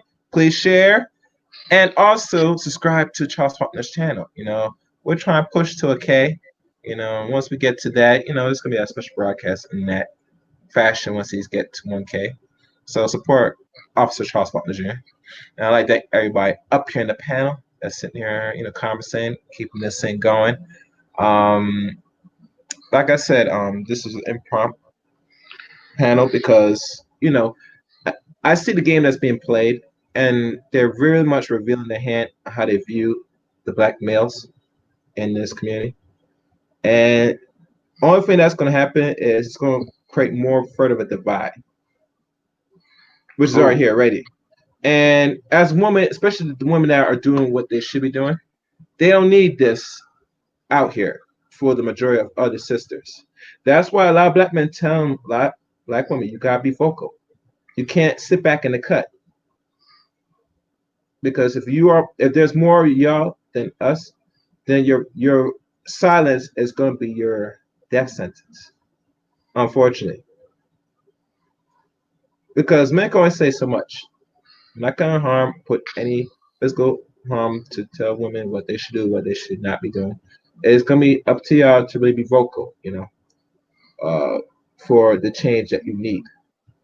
And I remember having the same conversation with Professor Prophet and the other brothers on his channel about what we do about these kids, especially the boys. And I am full advocate that most of these men, depending on their situation, should take full custody of their boys.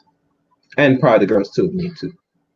Because it's obvious under their wing, this is the result you have with the community.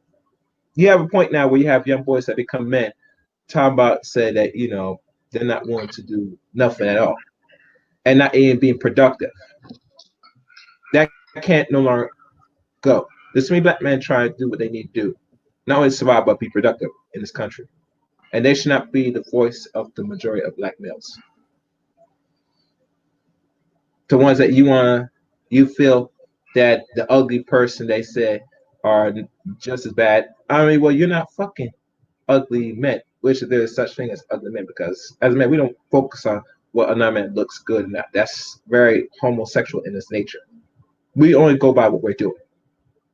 If you're going by as a woman and you feel that you're going by looks and all that stuff, good luck to that. You're going to get old, not even cupped up, and you're going to be like the average woman that's in her 30s, post wall stage, complain about where the men at. That's the thing I'm starting to notice with all these complaints. And get mad at men when men tell them straight up, you have to choose better. Now, if you follow what's not your life, then you need to be around actual men. Some men that you could have a conversation or no. Don't be listening to other females amongst your circle that are single, maybe have children, so for advice. That's the last person you want to get advice from. You better off getting it from a respectful older black woman that has had some success with relationship and a man is married before you have this conversation with some other one that's in your age range, a little older, that has no track record with success with men. Yeah, because the older one's seen it all. Exactly. Exactly. So, and I see some of the message. Let me see what we're writing. Let me check the chat for a second. I see something going on. Let me check. Can I chime in for a second? Yes, go ahead, Tommy. Yeah, I want to give a shout out to all the police officers, the Asiatic police officers, and the Caucasian, the ones that really do their job like they're supposed to. But we don't really see it because a lot of times when you see these shootings, you'll see maybe one or two Asiatic police officers just going along with the circus. And right now, I do agree we do need a lot more Asiatic police officers on deck. But the problem is the climate for police is just so terrible right now because your interactions with the police, they're always trying to violate your right. Let me give you an example. If I'm parked somewhere, minding my business, I can get pulled over by the police officer. Police officer comes up to me and says, "Sir, I see you parked here. We get some calls of a suspicious person. You have your license and registrations." Legally, I'm not required to give that to him because being suspicious, it's not a crime. You're right. It's not a crime at all. At that point, it's just that's called a field interview. You could literally say, "I'm not giving you nothing," and drive off because they had no reason to legally stop you. If they try to ask you for ID or tell you to get out the car, then they're trying to stop you. But if they have no reason to do so, they can't do it. You know. Exactly, and that's one of the problems that we are having. We're getting pulled over a lot of times for nothing. They make little stupid rules so that they can pull you over legally. Like you know how back in the day we used to carry the tree incense on your mirror. Yep. Well, in Newport News, Virginia, they'll pull you over for that. Oh yeah, Baltimore too. That's a tactic to pull over drug dealers. Exactly. Seriously, that's the thing. When I went through the academy, they told us that. They was like, yeah, that's a tactic to pull over drug dealers. Most of the time, either drug dudes, like drug police, or traffic guys do that shit. But I never stopped anybody for that. I always thought that shit was dumb. Also, there's not enough. Like if you're a police officer, you're supposed to be a leader in your community. Right. The people in the community should know who you are. They should be able to know your character. You know what I'm saying? It's none of that anymore. It's you got these individuals who come out in your neighborhood that don't care about you. God forbid, racist. Right. I gotta drop off. Pardon, I gotta call. I'm sorry. All right, do your thing. And Charles, I'm not sure if you're on the board. I'm not sure if the Great Liberator is going to come up on here. What's this? Tanika Spencer, let me feed you every one. That's my girl Spence, who I was telling you about. She got her business up there. If you're in the North Carolina area, I think what part of North Carolina you're at? If she could, I'm gonna mod her. I'm gonna make her a mod. Okay. She has one of those businesses. If you're hungry, she could cook. She does catering. Support. Sounds good to me. One more things, brothers. Thank you guys for letting me come on and get my little measure. I appreciate you. Honest to you all. Honest to everybody in the chat. I gotta go. All right, bro. Take care. Peace, y'all. Okay. Charles. Yes, sir. Simply Nick hid Trini Supreme Raw. Should she stay hidden or not? It's up to you. No, you can let her come back up there because they're gonna make money and make an example out of her ass each time she opens up her mouth. But you know she hit her from the channel just now. I was letting you know. No, just unhide her. Unhide her. All right, I'll do that right now. Let me see. Because every time she says something stupid, she's exposing herself.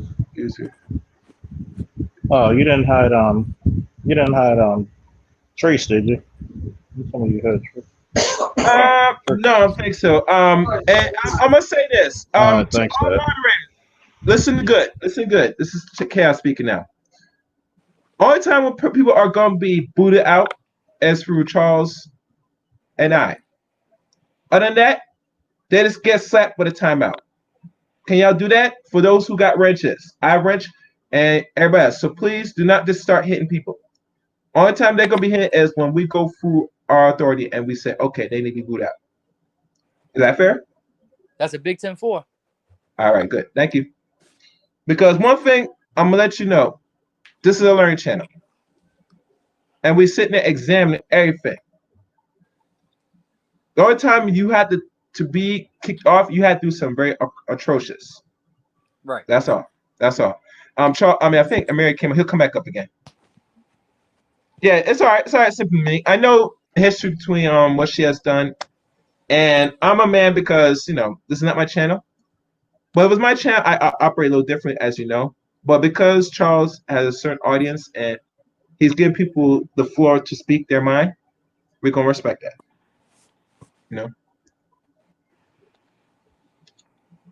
All right. Don't worry. I unhit her.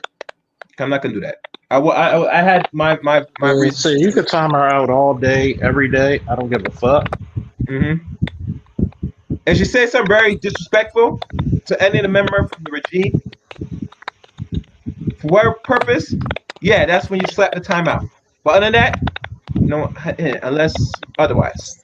All right. Oh, and I'd like to give respect to Underrated Darkness for his contribution to the channel. And I'm gonna say this. I know it's gonna be bothersome. Besides anybody that's here that knows that me and Charles, we helped formulate this channel. I'm not just a regular dude here, just sitting here, I pop in and I contribute because, like any man, I have put my stamp in regards to other men that's already in the direction of greatness. So I'm not just some regular Joe here and there that talks their way or have my opinions. I am very important, just like everybody else. So you could contribute to Charles, and it's fine. That's good. But please don't lift out me as well. I've done my part as well. And please also support my chief engineer. And by the way, my girl Spence, she's in the Charlotte area and the surrounding counties. Please support the business. She does catering. She does immaculate cooking. Follow her Instagram, which is this again. See, on this thing, we're not afraid to let people shine. We support black business. That is a black female and a black business. Good lady there. I seen her grow up, literally, almost. She does good work. So trust me, if you're in the Charlotte area and the surrounding counties, and you need some good catering, you need some top-notch catering, please support her. Go to her. Guess what? I need everybody watching to go to her Instagram. Give her a like if you're in the North Carolina area, Charlotte, and the surrounding counties. Support her business. Now, welcome the great liberator himself, Mary Brown. What's good, bro? Hey, how y'all doing? Woo! What's going on, y'all? Woo!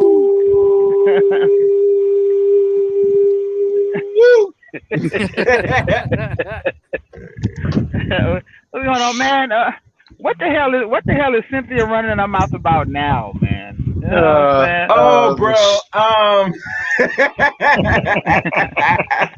Like just sit down somewhere. Just go somewhere, man. Like if you want to know what a good man is, how about asking your baby daddy? Start there. You know what I'm saying? Whoa. Fuck, about fucking time somebody said that. Yeah, go ask the nigga you let knock you up, man. Like, see, that's the problem. These women, they become so masculinized. They actually think that they're the arbiters of what constitutes a good man or not. Right. No, a man is approved and verified by other men. Ain't got nothing to do with y'all motherfucking ass. Thank you. Thank you, Charles. Thank you, Mary. Yeah, and hold up for a minute. She says she popping up in Baltimore the 12th and the 14th. So all my Baltimoreans and surrounding counties, if you want some good damn food, go to her Instagram. Put your Instagram up there again. We order some hook a brother food. up with a plate. Let me know how much. I mean, because I got some money. Go to her Instagram and you'll see the shit, man. She got such great food on there. How the fuck I'm eating a cheesesteak and I'm looking like, damn, I'm hungry still. She put that crack Like in she got this man. That That's what shit I'm is talking about. crack. That shit's like fentanyl. That I shit know, is so good. Shit's so good. It's like fentanyl. Woo! I'm gonna tell you what. See. I was about to say it, but the Mary beat me to the goddamn punch. Bow! Jabbed the shit. I was coming for that straight right, and he just popped me right in the goddamn mouth. See, who that is? Your baby daddy. Who that is? Your baby daddy. Who that is? Your baby daddy. See, first and foremost, I like to say this before I let a Mary go in like a fucking Baltimore club DJ. And for all my Baltimoreans, you know how DJs do. They go in. See, you couldn't get it, Officer Faulkner. No matter how many times you throw the pussy at me like Nolan Rowland throw the fucking pitch, you couldn't throw that pussy at a Chaos, at a Josh, at a Mary, at a Dr. Dunbar, at a fucking Sonny, at a Underrated. You know why? Because we know your pussy is worth pesos. And probably smell With a hole. And probably smell like hot dog water. Man, her pussy probably smelled like the power of Grayskull. She looked like one of the mannequins at a beauty supply store. Now, Josh, I gotta debunk you, my little brother. The mannequins actually look like something. She looked like one of them dolls from off the fucking, what was that puppeteer shit? What, Muppet? No, the ones with the little puppets killing people. That's what she looked like, one of them puppets. Oh, Saw? You talking about Saw? Yeah. She got Jigsaw hairline though. I mean, her lace front went to the back and shit, you know. Yo, son, she had that same lace front hairstyle since like 2016. I like that wig. Only God knows what the hell is under that. Well, we already know where her fucking wig is. It's a symbiote. Mm-hmm. And I ain't talking about Venom. I'm talking about Carnage. That's what her fucking brain cells are. That's what her brain cells are. But you go in, Mary. Okay, yeah, give me a second. Give me a second. Just let me know. Just interrupt me. Let me stop. Let me check what's going on here. Let's look. Damn, this is the most likes we have so far ever on this channel. 71 likes. So keep liking the stream. You know what I'm saying? Not sure how many people watching. Keep liking. Go ahead, Chaos. Yeah, and we have more people watching than ever. So please like the stream, share this at the end of it. You know how it is. This is keep liking. I'll keep smoking my cigars and drinking my liquor while I talk shit with my niggas. Mm-hmm. Yeah, because this is a very important thing. And it goes back to, this is the lesson for all the young ladies, that you don't listen to other women that has no track record or any success with men. Hell, the highest form of success, if you're in a relationship and maintaining a marriage, that is probably the highest form of anything else. Anything less than that, I won't take no advice. Hell, I wouldn't even hear from them and they not show no proven record. And I'm gonna tell you right now, fellas, a lot of young women are in that direction as we speak. These women that's under 25 are not gonna follow the same footsteps on these women that are miserable, lonely, etc. Because they have nothing to show. They have nothing to show for it. And that's how most people that evolve should learn and grow and take action. That's why. And I'll be honest with y'all. Have y'all noticed a lot of women that's younger that has not have too many children, or at an age where they're lucky to get a man, don't have these problems, that they find male space. Hold on. No, you don't. To find male space for actual guidance and actual advice. Why is that? Why is that? I tell you why. Because by default, majority of our sisters live in a delusion, and reality hits them every time. And not just because of the situation with COVID, it's just in general. Because they say I want the best outcome in life. Going over here is not a good outcome. I do need a man, whether they fit or feel or otherwise. And this is a effect, brothers. Once you go through generation after generation of not seeing an actual man in a household, Mm-hmm. this is the And, and result. and see, you look at situations that we had today, and you still looking for good men. Well, you're not even taking care of the men that we still have around. See, women are supposed to be, as I like to take from the doctor's style and profile. I named him that myself. Kevin Samuels, when he says you have to be beautiful, Fit feminine, and and fit. inspiration. Fit and Fit. inspiration. See, we got people like a Lady Spence. We got people like a Simply Unique, like a Oni, like other women who come to my channel. You don't hear them saying where the good men are, even though my girl Spence, she she dates women. But guess what?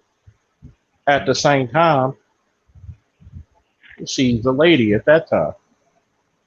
See, even though she may be a woman who dates other women, but notice her culinary skills are A+. See, you notice that I don't get into arguments with women.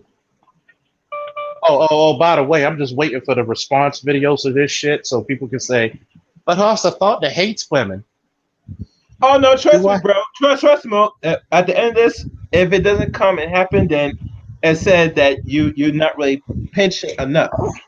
But we don't come here to pinch. We just sit there to deal with the information at hand. It's that simple. Yeah. But last time I checked, how many women's channels do I support? Mm-hmm. How many women's channels do I donate?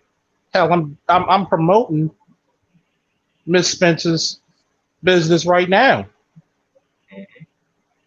When have you heard her support other black women? Black men, she said, that are not a beta male coon. Mm-hmm. Never. How many times have I came to people's channels and donated money? How many times have you seen me talking like I walk, walking like I talking? But I also thought that you sexist. You hate women. But you Show know me the what? evidence. Go ahead. Let me speak on that because I had an epiphany and I had a wake up call just in my own personal life and in my personal journey and that is I learned to reject the notion or the idea of being a good man. See, women can be good, children can be good, but men are necessary. You see what I'm saying? And so that's just like I told that brother the other night in that debate. You can't be an effective leader unless you're willing to be the villain, unless you're willing to be the bad guy. You see, so that whole thing about being a good man and all that, that's all that's just to control you, to get you to be more conciliatory or amenable to what these women want. When at the end of the day, if you just listen to their rhetoric, they don't know what they want. They don't know what's in their own best interest. You see, that's why you run around here asking where the Hey Charles, so-called good mute up men for a at. second. Mute up for a second, Okay. Charles. I can see you. Yeah. Continue, man. Okay. Yeah, that's why you see talking about where the so-called good men at. You see what I'm saying? And that's basically what it is with this mentality. And see, like I said, you have these women running around trying to lecture men on how to be men. Meanwhile, nobody's lecturing them on how to be women. I'm not a good man. I'm not perfect. I'm not above reproach. I can't walk on water. I can't raise the dead. But I'm necessary. I'm essential. Even if you don't need me, you need me not to need me. See, because it's everything that I'm providing that's making everything you do possible. So I'm necessary. I don't have the luxury of being good or bad. I have to do what I have to do regardless. See, and what it is, many of these goddamn women, they so fucking masculinized and masculine that they actually think they sit in the seat of authority to be your judge. When the bottom line is, and when the reality is, especially for black women, they couldn't walk a mile in the shoes that we walk in. This why you see brothers getting shot in the back. This why you see brothers being the first to be fired, the last to be hired. This why you see brothers being vilified, always being the villain. See, we don't have the luxury of hearing black man magic, black male magic, because we got to do it. We got to do what we got to do regardless. We don't get praise and get upliftment for doing mundane, basic things. See, the very things that constitute their black girl magic and this zeitgeist of black female overachievement. This is something that you take for granted when it comes to me as a black man. This is the burden and the cross that I bear in this society. So what in the hell can Cynthia G or any other black woman can tell me about being a man? Because no matter what, the boy nuts hang. You see, right. They can't tell you shit. I don't move off my square for nobody or nothing. Not even your fucking WAP. And that's what I want their ass to know. Go ahead, brother. Oh no, my bad. No, my thing is it's not about feminism or women empowerment. It's about fucking control, because the biggest fear that America has, black or white, is a strong, powerful black man, especially one that is the ruler of the household, the leader of the household. They don't like that shit. They really don't. Right. They want to simp. They want a dude that has no spine. They want a brother who they can control and they can manipulate and they can use their fucking reverse psychology on. But I'm too smart for that, so the shit doesn't work on me. And this is the way I've always been. Yeah, bro. Shit is crazy when you got dumbass females out there on Twitter calling straight men insecure, calling straight black men insecure because we don't want to date transgender men. Like exactly. Yeah, I heard about that. Like my thing is, why are you dick policing? Don't tell me where to stick my dick at. You know what I'm saying? If I don't like dick, I don't fucking like dick. God put me on earth as a man to put my dick in pussy, and that's what I'm gonna do. Everybody can do what the fuck they want, but don't control what I do. I don't want a dick in my mouth. But brother, you gotta understand, it's much deeper than that. Do they know that these same males that go through the sex change and call themselves trans or cis men, whatever you want to call it, are in competition with you? Yeah, so why would you advocate? But it goes back again to a lot of our sisters. They feel they don't need to be in competition with nobody. So right there, you're gonna be left behind. Unfortunately, as men, we don't think like that at all. And by the way, thank you again for the donation, Underrated Darkness. Please subscribe to that brother's channel. He does the greatest of interviews, just chopping it up. Whatever you need, whatever you want, hit him up on his email, and whatever subjects you want to speak about, we got you. Woo! Keep going, fellas. Yeah. All right. Go continue, Mary. No, so yeah, like I was saying, this is how these sisters are acculturated, man. And see what it is that any preference that a man has, they view it as an imposition on their will or their so-called liberty or freedom. Because what it is, they don't want brothers having standards. They don't want brothers having principles that they have to live up to the women. See, and I just did an upload about this. See what these women really want, man. They want you to be Will Smith. They want you to put them on a pedestal. They want you to wine and dine them. They want you to pay full freight for them while they engage in all types of bullshit and fuckery. And then they want you to sit there like exactly. They want you to sit there like Will and accept it and don't judge them. No, I'm very judgmental. I will judge your ass, and then rightfully goddamn so. Exactly. You see? They don't want to have to live up to any goddamn standards, and that's part of them talking about where the good men at. Ask your goddamn baby daddy. You know what I'm saying? Now, just the other day, you sitting there talking this dumb shit about how you got it so good under white supremacy, but yet you telling me you want me to challenge it. See, this what you really want by your own admission. You want to play both ends against the middle while you do whatever the fuck you want. See, because what it really is, and all you're really showing. See, now the real Cynthia is coming out.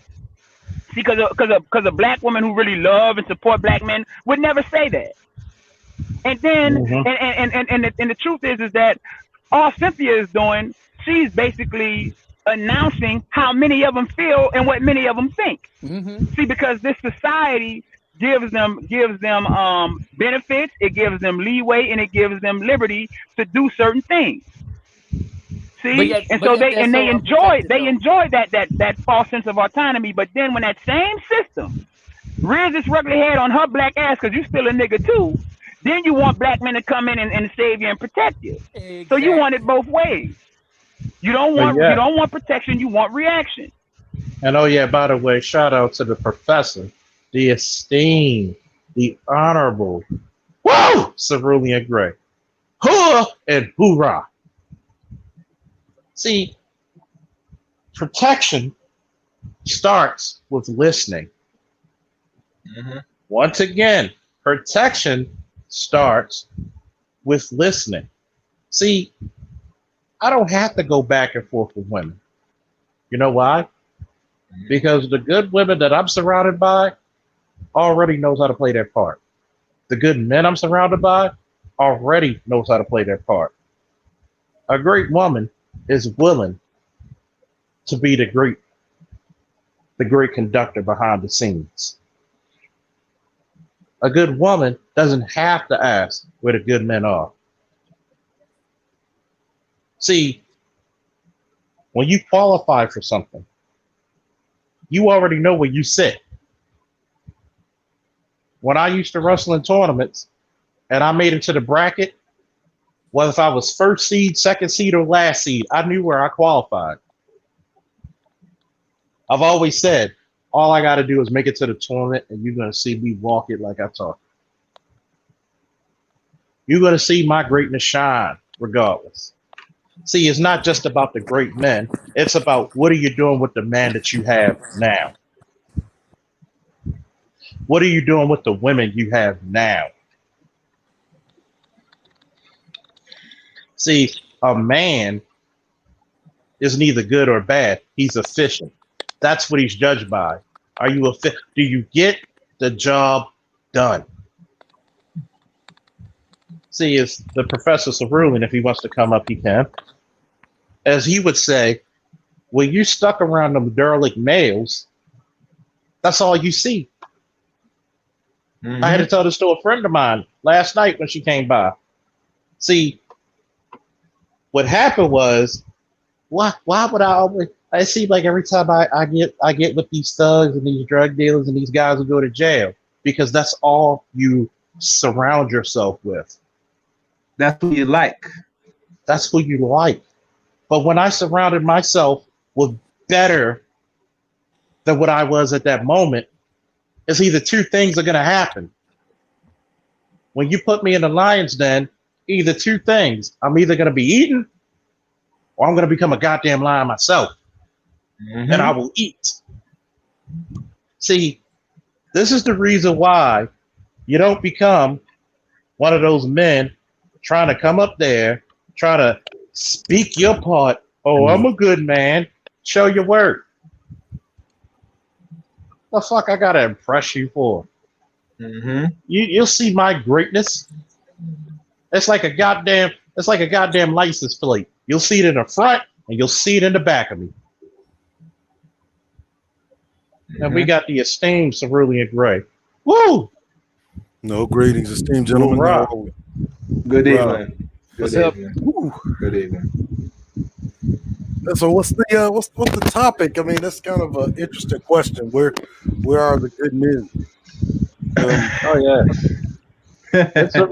It's a response because, like I said before, see, a lot of people don't like their plots in life, Cerulean.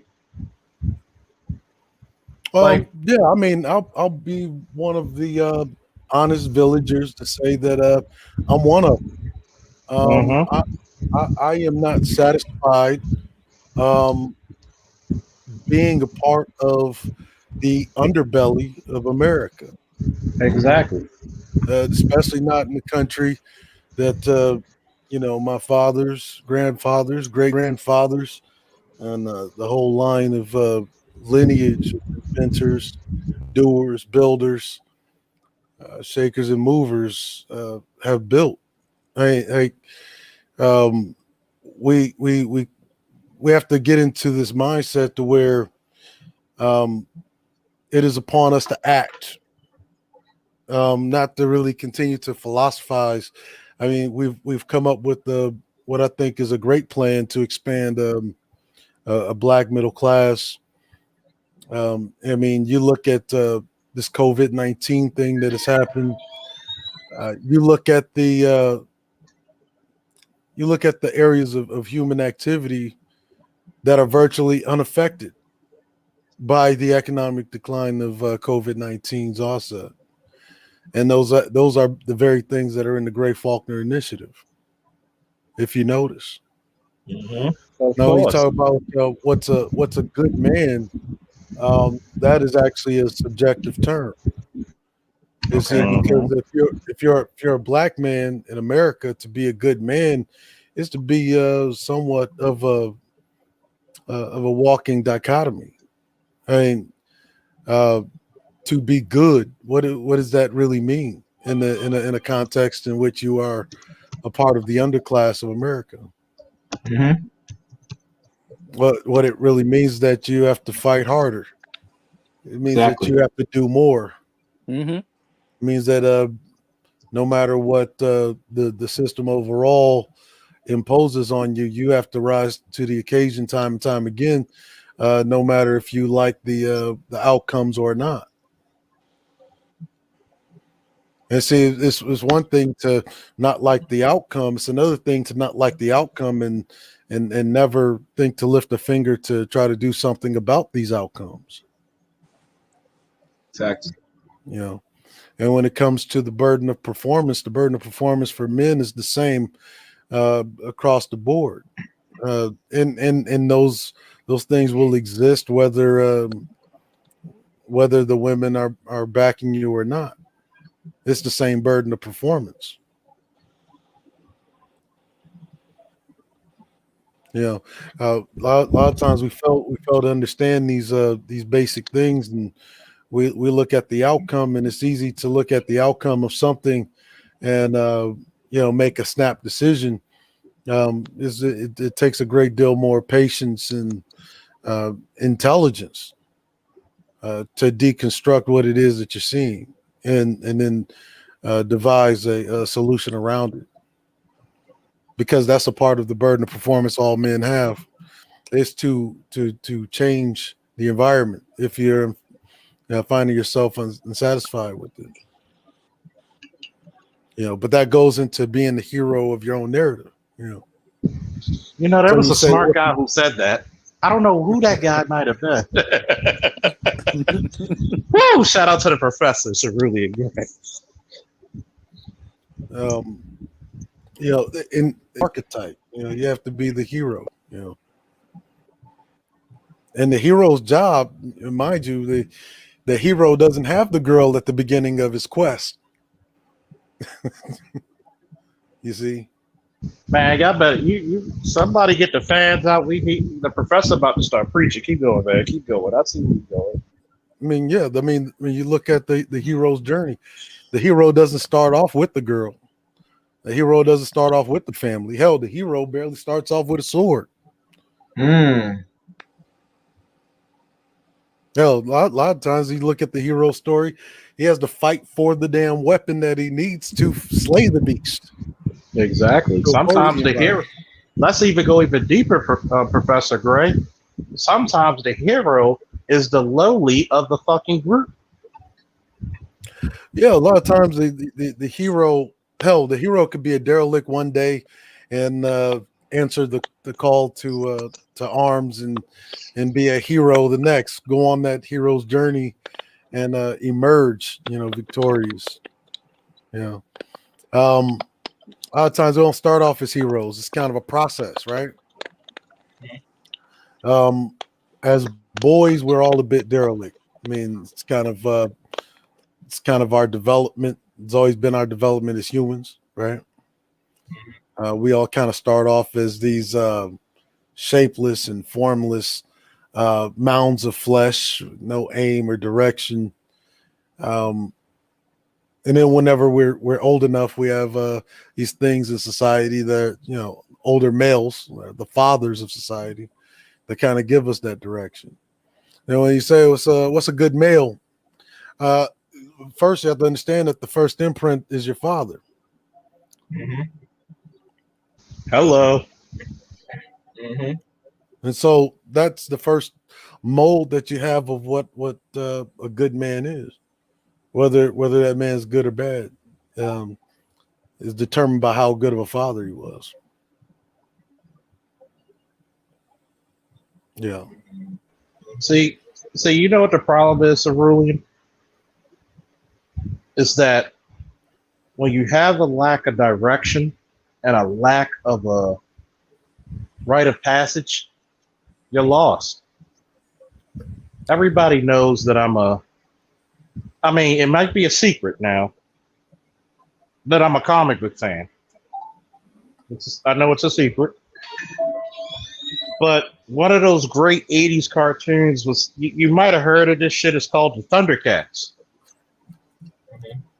You might have heard of it. You might have heard of it. Do you know what's one of the most acclaimed miniseries of the Thundercats to this day? Yeah, Panthro. Panthro. He's one of the most distinct.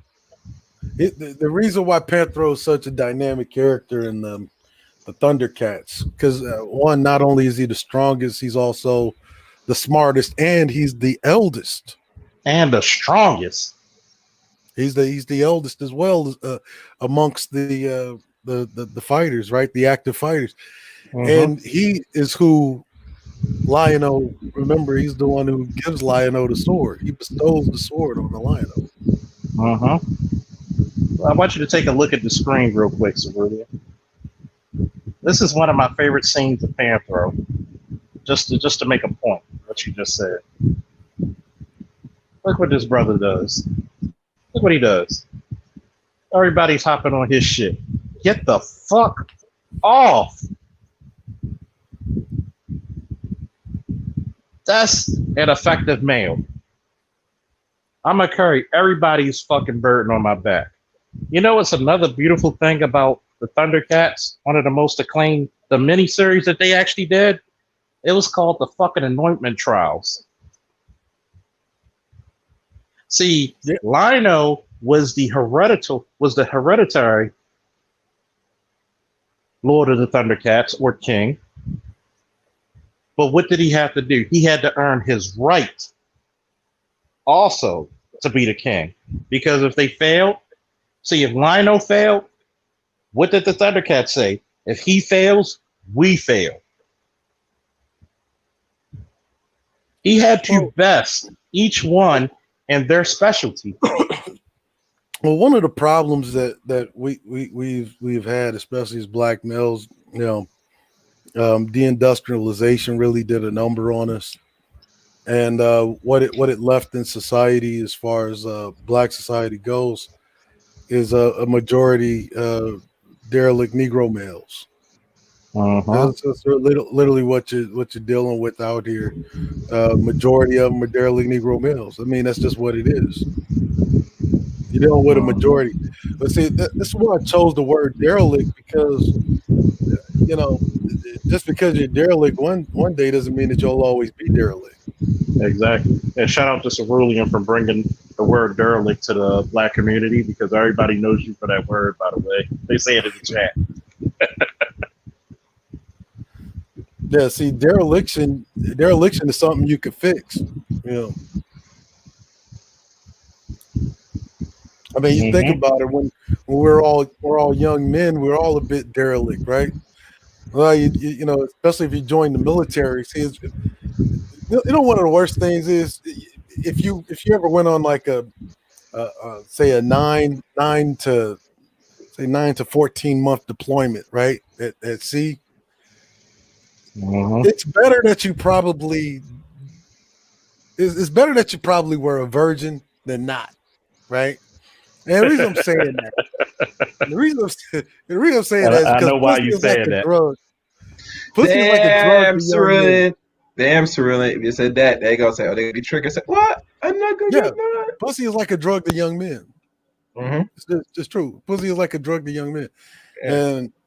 and so if you've already had your first little swig of some pussy before you went on that deployment, right? Mhm. That deployment is going to be hard than a motherfucker for you, right? Know that. Right? Because you can't wait to get in the port, right? You can't wait to get in the port to tear some ass up, right? So it's like a drug to you. See, once you escape that phase, because that's where we do a lot Mhm. of our fucking up in life, right? In our derelict phases. Mhm. See, when we can't grow out of dereliction, what happens is you're becoming a 40 something, 50 something year old derelict, right? Talk about the same shit about how some chick in high school didn't give you a pony, Mhm. you know? So dereliction is something that you can escape. I see But when you it's talk when you talk about what is a good man, good men are dependable. But see, Mhm. we have to focus on qualities then, right? Qualities. What are the universal qualities, right? Dependability, reliability, right? Can he be relied on? Can he be depended on?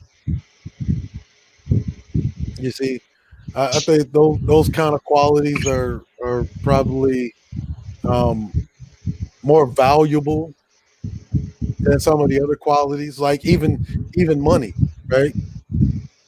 Because we could talk about why most marriages end, right? It's because of money. But see, that's not really the reason why. It's just uh, are you dependable with or without money? And it's one of the main things, but it's not always, everything. But yeah, go ahead, listen. So you got to realize this before the professor finished speaking. Two things you cannot buy, or as I like to put it, recover. I can recover money. I can recover property. Hell, I can even recover blood even after I donate it or get it drawn. Two things I cannot buy or give back is dependability and time. I finished up earlier. Yeah, and as a matter of fact, speaking of time, like that's one of the things that the other thing that we lost during deindustrialization, right?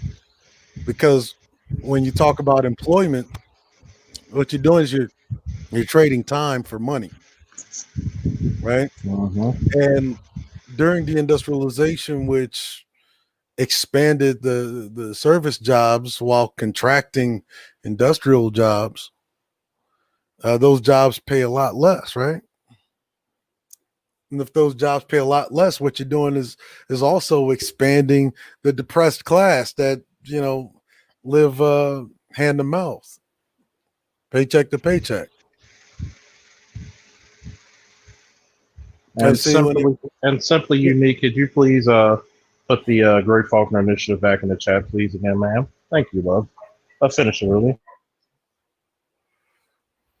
and so because of those lower paying jobs, it uh it makes men a hell of a lot more or a hell of a lot less dependable or reliable with meeting the burden of performance in relationships.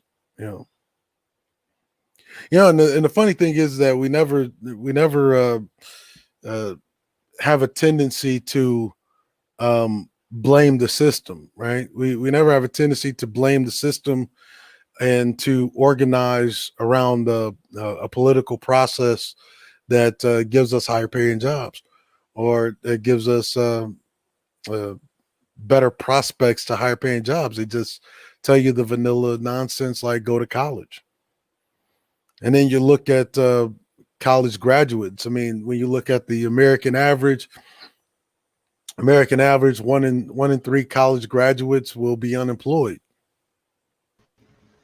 right? But And they then don't you really have, focus on that. They don't focus on that. They keep going. one in three college graduates will be unemployed. One in five will work jobs that are um, one in five will work jobs that they're actually went to school for, right? And then the rest will, from the vast majority, will work under their actual educational level. I mean, when you look at those kind of accolades, it's almost like college is almost like the employment beyond college is almost like the new MBA, Yeah, it's almost like the new Jim Crow. right? Because you think about it, Oh, you it go is. It to college, is. you went to if you go to college 4 years, college becoming more expensive. It's about $120,000 a year now, right? Inflation. Yep. Every year the tuition goes up now. One time I remember it was not going up like it was now, but now it's almost I like mean, you it's look going at up yearly now. what's Yale, about 60,000 a year.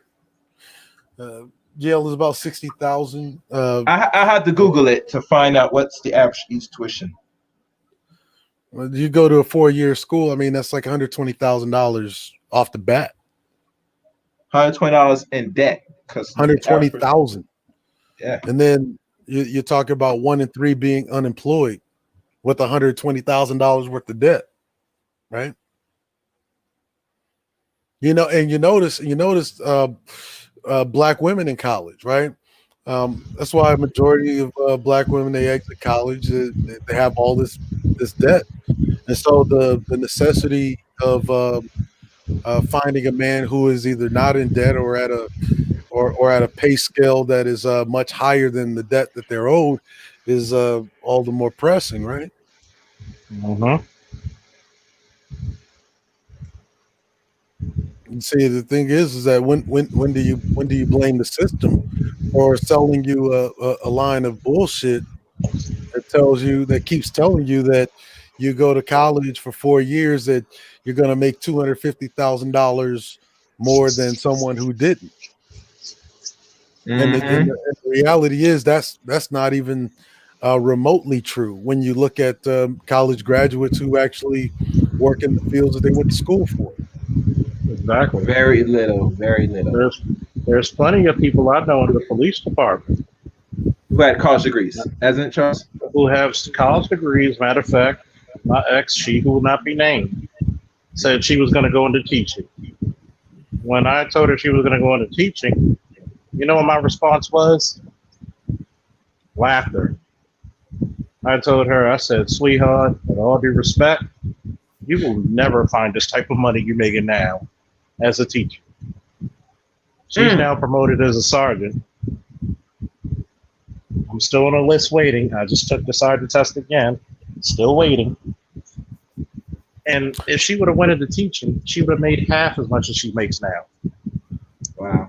But see, what happens is that in Black community, we celebrate money more than we do values.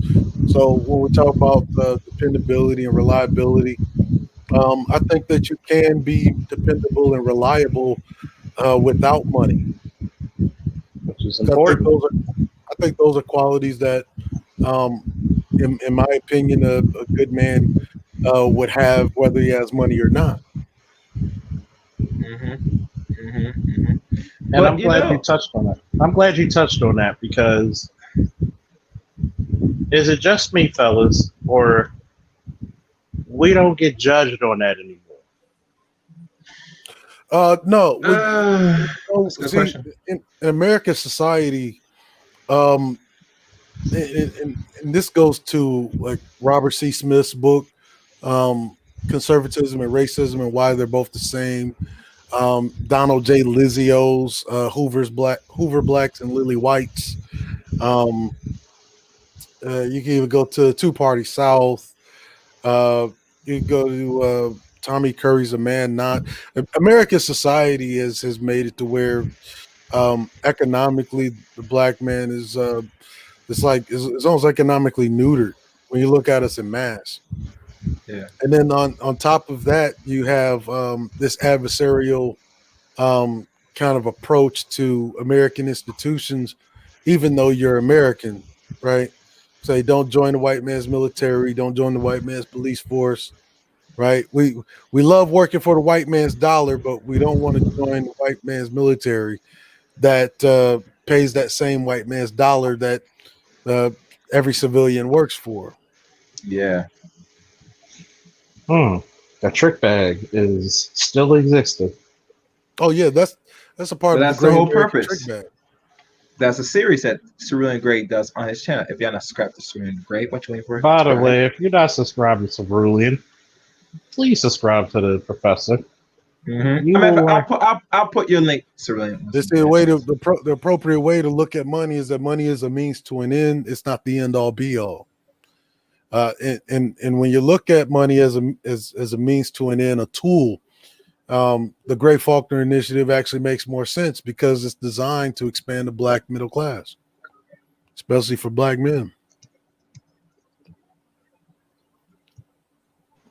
And see, the primary problem why our businesses fail in 5 years because we don't have a very large middle class, so we don't have a lot of people with disposable income. We just don't. Like, I mean, you look at black American billionaires; they are actually the brokest amongst all billionaires. Mm-hmm. They're actually on the lower end of the billionaire spectrum amongst all other billionaire demographics. You look at the black millionaires; they're on the lower scale of all other millionaires compared to other races of millionaires. Mm-hmm. When you look at the our 6-figure niggas, they're on the lower scale than everybody else's groups of 6-figure niggas. But see, we never blame the system for why is it that we are American citizens, yet right we're not getting paid American wages like every other American. And why the fuck is an immigrant coming here getting treated better and paid more than native-born Americans, i.e., native-born black folk? Mm-hmm. No, but what we do is we do flaunt what little we do have in this country to kind of look down on our nose at other black folk that don't have it. Yeah. And that actually does us a great disservice. And then on top of that, we have the group of blacks that are simply in denial. We got plenty of money. You get to talking about the reality of just like black life, black economy, black social groups, Mm-hmm. right? This And black illusion of black conservatism, in lack of better words. And I'm not sure what you are conserving. You're not even in power. But that's another story. Go on. Well, one, that's the operative word about conservatism. Conservatism implies control. Just as Robert C. Smith wrote in his book, right? Conservatism requires control. Yes. See, and then whenever you look at these things, now these are all mental deficiencies that the black male is suffering with. And that's from years and years and years and years, decades and decades and decades, generation upon generation, being bombarded with this idea that you aren't a man. You aren't a man in American society. Mm-hmm. Exactly. But see, the thing is whenever it even though it's not true, whenever it begins to play on your psyche in a way to where you actually internally believe this, that's when you get to seeing I'm a 6-figure nigga. Right? Like, no, you're not. Right? Mm-hmm. You get to seeing I'm better than you because I have more white supremacy bucks in the bank. It's like, no, you're not. Because there's dipshits, derelicts, and dumbasses with money all over the place. Doesn't mean that they're better. It just means they have more white supremacy bucks in the bank. And you know what's the worst part about it? Your women don't even take key notes about who's the most efficient male. Mm. I mean, And it's rather obvious, right? When you ask those kind of questions. One, for a long time, and this is still going on. Black men, let every other group of people put them in the trick bag, right? You remember when we first concocted the Great Faulkner Initiative, and you would have people that would say, "Well, look at the Indian, right? Look at the East Indian. They come here and they do better than you. Look at the Asian. They come here and do better than you, right?" And not realizing just how much better black men are because these other groups, when they come here with all sorts of handouts and leg ups, and they don't pull themselves welfare. welfare. They don't pull themselves up by their bootstraps the way black folk do, If you especially gave not. black if you So gave when you black say men the same shit who's they the gave most us, efficient, you say who's the most efficient. Well, black men don't get handouts like East Indian immigrants or Asian immigrants or Eastern European immigrants or Yeah. hell, even South American or Latin American immigrants. exactly. You got to think about it. Why do you think growing up, my mother and father just left my house? How many times in the black community you heard, and no other community you ever heard this? You got to be twice as better to get it, and 3 times better to keep it, and 4 times better to prove it. And see, you're looking at decades upon decades of us fulfilling that idea. You're talking about decades upon decades of fulfilling this idea that we have to be twice as fast, twice as better, 3 times as smarter than your non-black counterparts, right? Yeah, You're talking you got about, that. and then people will tell us that we have a fucked up culture, right? But we've been going decades upon decades of being twice as better than your white counterparts. But you've been going decades upon decades of being twice as good as your immigrant foreign national counterparts, right? Yeah. So either we got a fucked up culture or we're the best of the fucking best. And I like to take the latter, that we are the best of the best because of this decade upon decade of always having to be twice as good, 3 times as better. Exactly. One thing before y'all continue, I did drop Cerulean's channel. You have to scroll up if you're in the chat room, and also drop my channel as well. So subscribe, hit the top bell for both me and Cerulean's channel if you can. We would appreciate it. I'm gonna say What? this. I'm gonna Okay. say this real quick before you finish. Number one, on my chat, you do not disrespect my guests on my panel. You know who you are. Don't do it again. To tell you, Chaos. Yeah. So, and like I said, this is not only for growth, but you're not gonna hear this in other spaces. I bring something tangible. Might not be what people like, but I bring something to the table on my channel.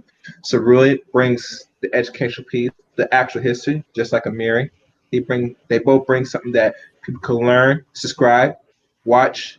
And Charles Faulkner, because he is part of the police department, he has his own experience and insight and suggestions for those who want better clarity and education about law enforcement. So I tell people, take advantage now while we're here on this YouTube space. No wasted opportunity. And this is one thing we can improve as a community. Continue, Charles. See, people talk about what's going on when you just had a brother shot. When Cerulean and I came up with the Great Faulkner Initiative, it was not the purpose of trying to make money. It was not the purpose of trying to make fame. It was not the purpose of trying to be the smartest Negro out there. It was the part of saying there's a need for young black males to know Look, I that they're the could have best of made the a best. 600. Look, I could have made a 600 page book out of the Gray Faulkner Initiative, and then just made everybody pay $10 for it. Uh-huh. No, but what I did was because I had a team around me, and they proofread. This got to be shorter. This got to be shorter. This got to be shorter. Condensed it down into 50 pages, right? Condensed down to 50 pages, and I put it out there for free. Mm-hmm. Okay. And it's because think about it again. You have to look at money as a means to an end, a tool, right? If money was the most important thing, guess what? You'd all been paying for the Great Faulkner Initiative. Without no question asked. And matter of fact, I would pay for a $600 book to let you know. I'm not except to pay money for books. I don't know if I told y'all fellas, I have a vast library of books. Probably y'all library is bigger than mine. And I will spend money on information. So for most average consumer that feels that, why I want to spend money on a book? Because 9/10 time you have a low attention span, people. Well, see, what I think is a better approach, and Charles agreed with me, is that we got to get black folk to where they can get the $10 first, so they can afford the book. Okay. Uh-huh. Yeah. And it's crazy because I'll even go even deeper to that. So earlier, black people are so conditioned to the point where they would have read the Great Faulkner Initiative 600 pages compared to the was valued at $10-15 compared to actually getting the free 53-page PDF. Mm-hmm. Yeah. And that conditioning is your greatest weakness, because right then and there, we were brainstorming. We were coming up with ideas. There were times I said, look, if you want to get rid of police brutality, become the police. Aurelian said, you know what? Let's add the military to that too. Said, you know what? Let's add the fire department. And then we had a few other people add their input. The EMTs, working. We had brothers that input trades and STEM and everything. The keys to organizing in your own locations, right? Mm-hmm. Those things matter, right? Like, because if you're not organized, you're not gonna ever get anything done. Yeah, and that's the weakness for the Negro in the 21st century or the last century: organization. Don't and take then you much. look at what we prioritize, right? We prioritize celebrity gossip. We prioritize pussy. We prioritize whores. I mean, you got Negroes running around here just on YouTube treating YouTube like it's plenty of fish.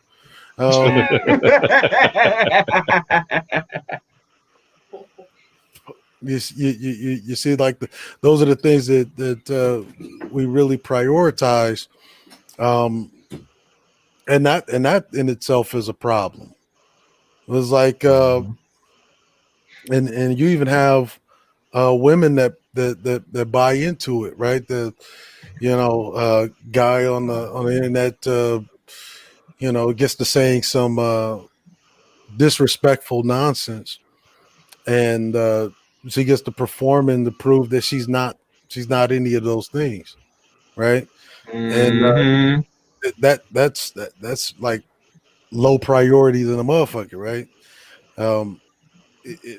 That in itself is a problem, because I think in reality, the reason they're doing that is for a date. Yeah, pretty much. Because the girl wouldn't give them a pony in high school, and so they use YouTube to relive what they wish they could have did in high school. Yeah. Uh-huh. Yeah.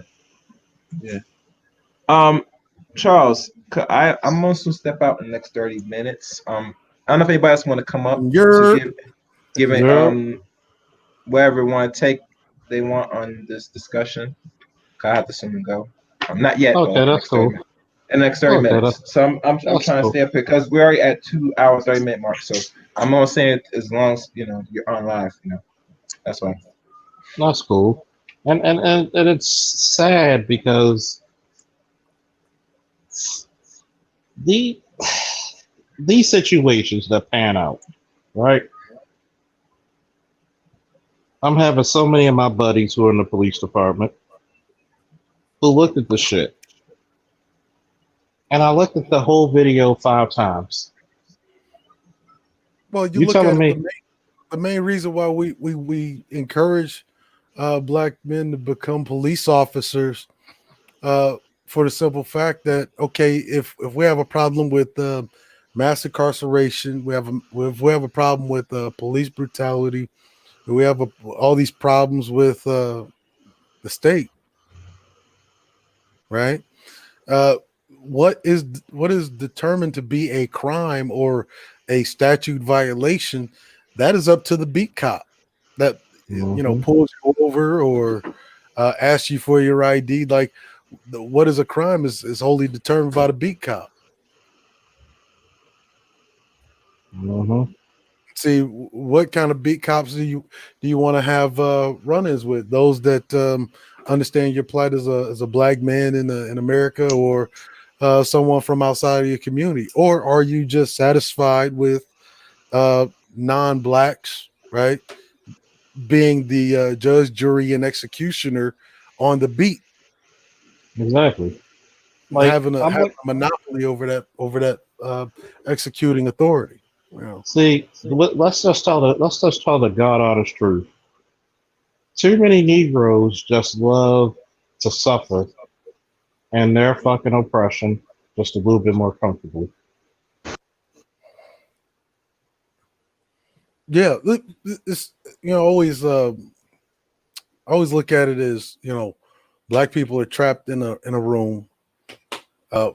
Poison gas is filling up in the room, and instead of using your collective strength to break the door down or break a window out to escape, you have the Negroes inside of this room that is filling up with gas, trying to fight over the one inhaler just so they could breathe just a little bit easier than the other Negroes that are being poisoned, right? And then once he breathes just a little bit easier, gets to complaining about the other black folk in the room that are still being poisoned, mind you.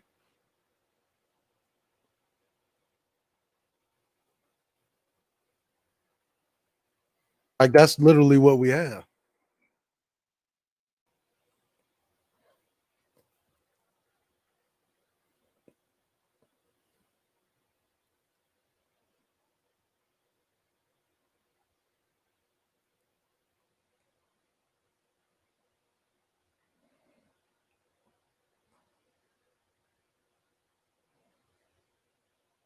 Did I go out? No, you didn't go out. I'm sorry, Serene, you paused. So I thought it was my end. I thought something wrong with my audio. My internet went out. Yes, yes, we do follow you, Serene. I'm checking the chat room. And so the Negro with the inhaler, he could breathe a little bit easier, right? We all Mhm. stuck in this room together, and we won't use our collective energy to break out of the room. Instead, we're gonna fight over this inhaler because with the inhaler you can breathe a little better. Mhm. We're only gonna work on that one person or few people, and then the person that could breathe just a little bit easier gets to complaining about the poison victims that are still in the room without the inhaler. Yep. And it's crazy because when you go through these low priority issues of where the good men are, what did you invest into this guy? What did you give this guy to be good? Because like we all agree, even the most derelict person or the most derelict male, given the right inspiration, given the right chance, given the right situation, he'll become the best of you. All of us played derelict at one time, but the That fortunate, in my but position on the whole thing is black men especially we got to get out of the habit of constantly complaining about what the women do. Like, oh, it should be up to them because yada yada yada yada. It's like, okay, so you're telling me you're gonna if you have a problem with the women, like here's my position. If you have a problem with the women or what they're doing, say with our children, right? I mean, tell me you're going to leave it in their hands, the same ones you're saying is breaking these people, right? Breaking these children. You're going to leave that responsibility in their hands.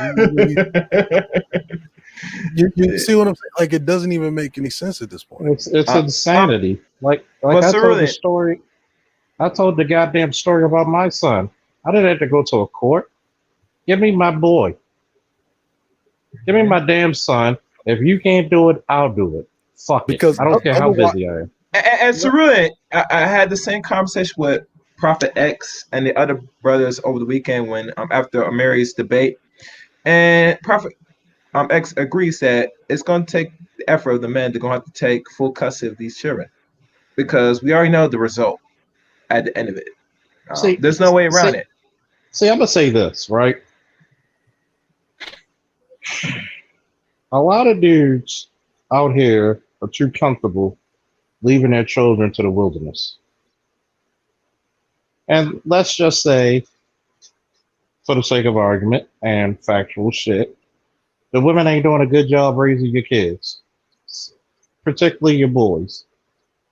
Why the fuck are you leaving them with that person who's already leaving them down a path of destruction? but see, in No a sense. generation, but in a generation, they're going to say, to the black women, well, you're raising the men that you're raising these men. It's like, that's kind of a lazy answer, right? That's kind of it's not even a solution at this point. So It's you like tell this. me at some point in time, we as men are going to have to do what is necessary. Where we're stuck, seem to keep getting hung up at is that black men don't even want to do what's necessary, and it's all stemming from because they didn't get what they want, right? And because they didn't get what they want, they say we're going to leave another generation to be broken by these women that they complain about. Exactly. Like you cannot keep doing the same thing. You cannot do the same thing and constantly expect a different result. That's insanity. Like, how many times will you raise the bar and say, look, fuck your child support, fuck your money, just give me the kid? If anything, this is what I always encourage black men to do. Every city where you have a good population, why don't you start lobbying these politicians like the black woman does, changing some of these laws to your benefit? Force the educational system. Oh no, see they'll watch the black woman do it all day, right? And complain about it. I mean, last week I seen probably, I don't know, more than 24 videos of niggas, of two dozen different videos. I mean, it's talking about Kamala Harris being selected for VP, right? And yet, let's say, okay, black, you're happy with Kamala Harris. I mean, what is it? We got all these 6-figure niggas. We should have our own candidate for vice president, right?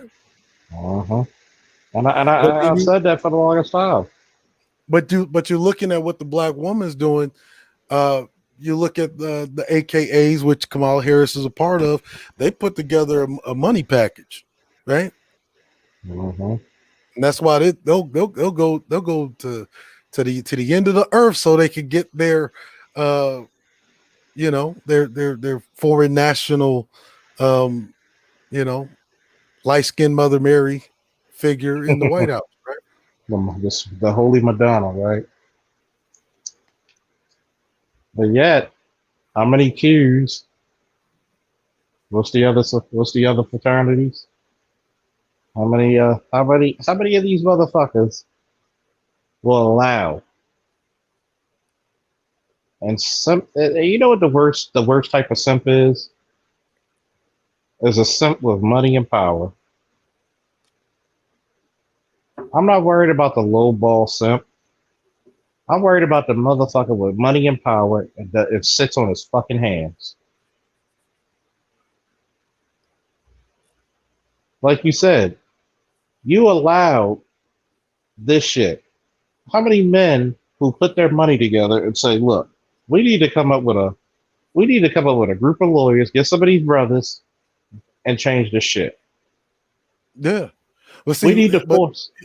You look at what niggas organize around. They organize around pussy. You notice on the weekend, and they know how to get organized. They go to the club, get some ass. They know how to get organized for that, right? Got a lot of practice at that.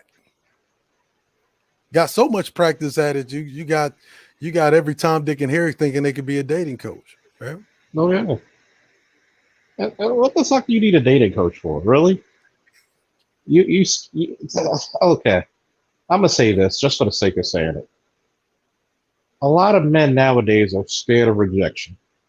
Rejection is how you make your nuts drop.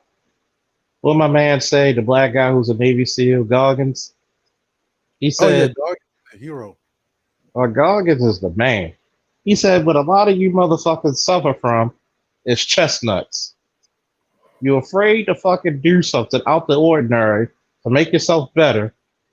But once you accomplish that shit, your nuts drop back to your scrotum. See, I encourage black men to start a super PAC. Why can't you take your money that you're going to spend it on fucking strippers and other stupid shit for and say, you know what? We're going to start the super PAC and we're going to go lobby these motherfuckers.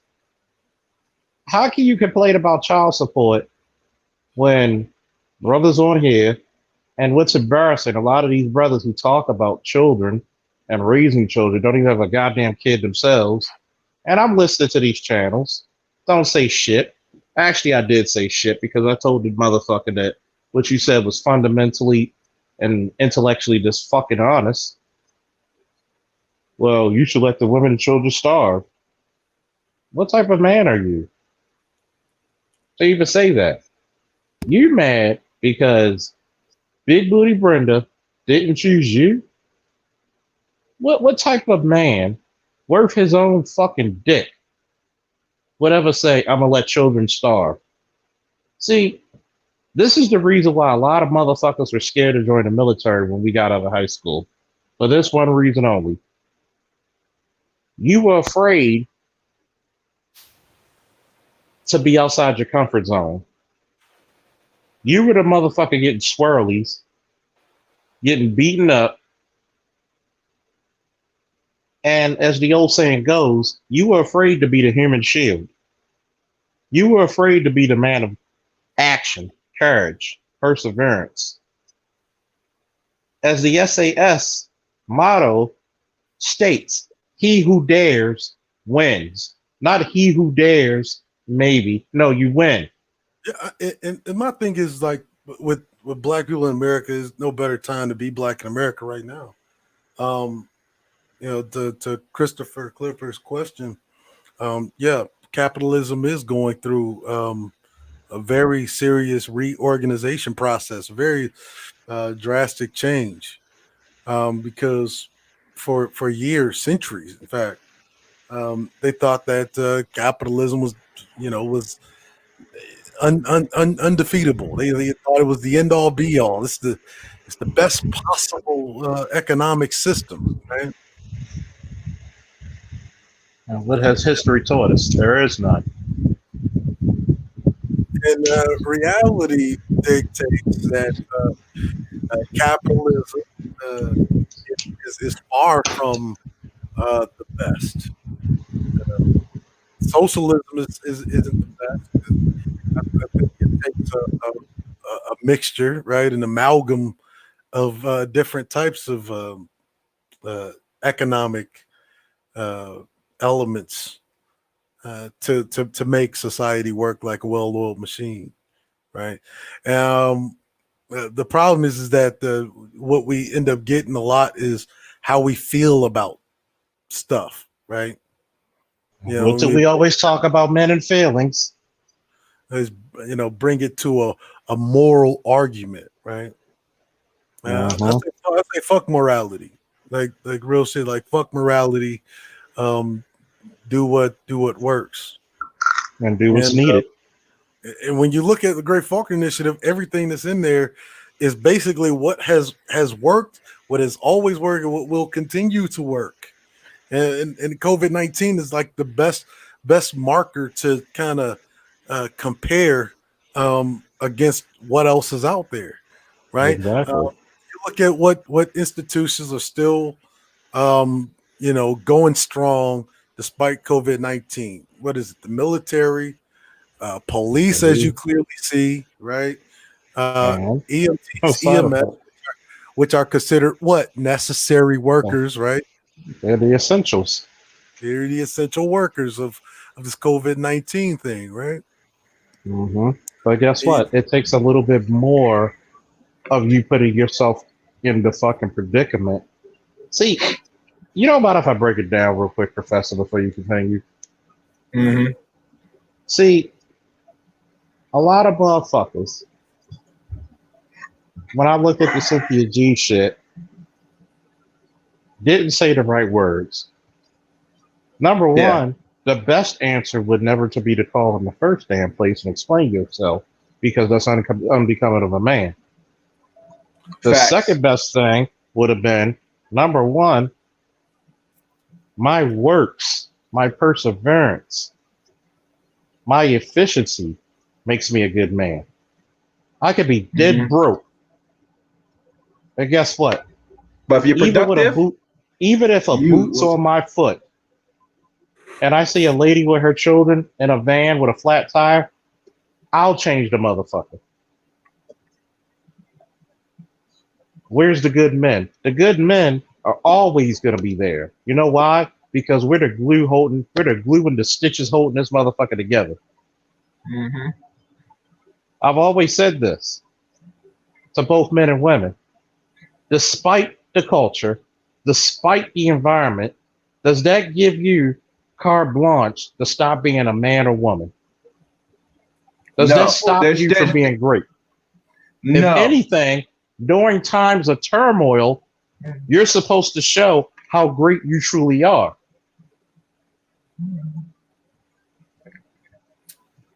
You don't pray for an easier load. You go to the Creator and the ancestors and you pray for a stronger fucking back to deal with a difficult one. You don't get big muscles and stronger from lifting lighter weights, do you, Cerulean? Chaos. Nope, no, sir. You get stronger by lifting heavy ass weights, by being tested. You know why I could tell I'm a great man? Because in 18 months, when they sent my ass to Iraq, I volunteered for one of the most dangerous jobs in the fucking war. When I became a member of the QRF. When motherfuckers counted me out, I'm the same motherfucker that came to their rescue. Cool. Oh, I ain't gonna do this for no woman. If she ain't giving me no pussy, I'm not gonna change her tire. Nigga, who raised you? We'll see. Good. The question is asked is, no one raised these Negroes. Go on. Yeah, I was actually talking about this last week. You know, like what a good man is actually determined by the greater society. Mm-hmm. And I think that what an excellent marker for what a good man is to be determine how good of a father he is. Exactly. Like that, there is no better marker for that. I mean, there's no better comparison for that than how good of a father is a man. What's your fucking legacy? Mm-hmm. What's your legacy? I've said this so many times. How does a coach get measured? By the greatness of his players. Mm-hmm. How does the president get measured? By the foundation blocks he puts before the policies he championed. So you're telling me you got a bunch of men earlier today talking about, well, we should let the women and children starve. Mm-hmm. Well, Tell me see, what society in history where you let your women and children starve and they call you great fucking men. Tell me at what time in history that when it there's a comes lot. time to bear arms, you don't pick up that goddamn rifle or that fucking blade. Go ahead, Swirly. There's a lot of oxymorons that we celebrate in the black community, especially as some of these like false called semi-black. They want to be pro-black circle, and so we don't need leaders, right? That rhetoric is dangerous for any community, Mm-hmm. Especially right? expressing out here online to other groups of men. Say, oh, we don't need leaders. I was like, wait, so we don't need leaders as black folk, but you mean to tell me that every other group that has leaders is doing better than us because of their leaders, their leadership, but you're telling me that we don't need leaders. Like, no, Mm-hmm. actually we've been satisfied with destroying our leaders. Mm-hmm. Mm-hmm. And make them martyrs. Hell, we even question and shit on them once they did lead and did something. Every time I said that these people were so bad or this, they didn't do nothing. And I said, oh, really? So go out there and do better if you Exactly. criticizing. Exactly. And See, mind this you, is, we get this, Charles, from black males and with black leadership, men in the groups. You know what I'm saying? but you too worried about the women think instead of not worrying about what the men do. Once again, you're too worried about what the women think instead of what the men do. See, Well, the thing is that we have to care about what we as men as black men do, because when you really look at it, right? When we think about it, black men, oftentimes than not, we are more often targeted by other black men. In the 21st century, there are more black men brought down by black men than anybody else. I mean, you look at white society, right? mhm, You look at white society again. The institution of capitalism has changed so drastically, where in the political sphere, in some political circles, you're seeing a full on adaptation, right, uh, of a push towards socialism. The very the very thing that during the '60s, you had Senator McCarthy accusing everybody of being a communist for, uh, wanting to go with a more socialist position. But here in the 21st century, you have capitalism shifting uh, to a more advanced amalgam of capitalism mixed with socialism. I mean, if I'm not mistaken, isn't that what the CARES Act was? That's a socialist program. You didn't see you're anybody. right. Look, you didn't see anybody. About, man, we got to get rid of this socialist government. No, you had motherfuckers saying, "Where's my $1,200 check?" Mm-hmm. Right? And we're complaining about socialism then. Mm-hmm. Exactly. See, Nobody see, ever, nobody ever complained about all those businesses that went on the White House asking for handouts. Facts. Right? You remember all those corporations that need to be bailed out? A whole yeah. lot of corporations got bailed out, bro. But yet, the black community shamed for asking, "Where's my money?" But when and see, that's why I say like reparations. When we talk about reparations, we gotta stop asking for a handout. Did you tell that to GM who just got bailed out? Did you tell that to City? City, or was it Chase? Chase / Citibank? Mm-hmm. Who got bailed out? Mm-hmm. Did you tell that shit to Goldman Sachs, who got a whole heap of dollars? Yep. So you can continue hedging everybody else's investments while they do bad business. Mm-hmm. Right? See, what I think a good man, what good men are, and history has proven me out, good men are men who stand in the face of adversity even when it's unpopular. Facts. What is that old quote? I think it might have been Franklin that said it, that evil can only triumph when good men do nothing. Mm-hmm. So if you think you're living in an evil system, right, and you think you're a good man and you do nothing about it, it's evident you're not a good man. That's the marker. Mm-hmm. But you got a system that's keeping you economically castrated, and you worried about what the bitches do. But guess what? They're gonna nest. You know how many bigger fish we have to fry? We have to fix this fucking problem that we have with a fucking a declining middle class, especially whenever it comes to black men. That is the biggest fish that we have to fry right now. Expanding a black middle class. And the fastest way you're gonna get that, ladies and gentlemen, read the Great Faulkner Initiative.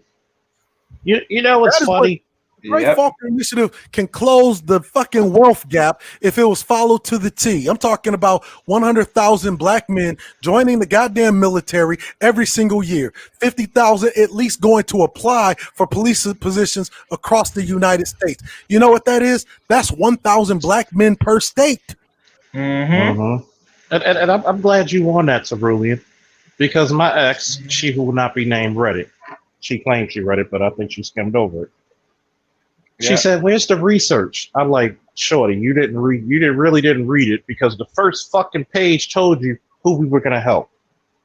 Oh, well, see, all right. Here's the thing. So, Life of King Wade said, "Forget a middle class, let's get rich." Understand, you don't have rich unless you have a middle class. Mm-hmm. How you think most white people are upper class? They're all in middle class. End the story. What you think the vast majority? You think the vast majority of wealthy people, what you think they got rich off of? What you thought they got rich off of? Poor folk that don't have disposable income? No. Mm-hmm. If you don't have a middle class, you won't have no rich people. Mm-hmm. As a matter of fact, let's talk about historical facts. The people who tend to spend the most in the country and make the economy boom, it's not the poor because they're siphoning money from off of the welfare and other government incentives. It's not the rich because them stingy bitches don't spend shit. It's the middle class. Mm-hmm. Well, see, you know what? Milford W. Howard, 1895, the American Plutocracy. This has always been the folly of capitalism, right?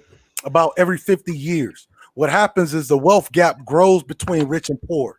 And the reason why it grows between rich and poor is because the rich keep siphoning off the wealth, the bread and fat of the middle class.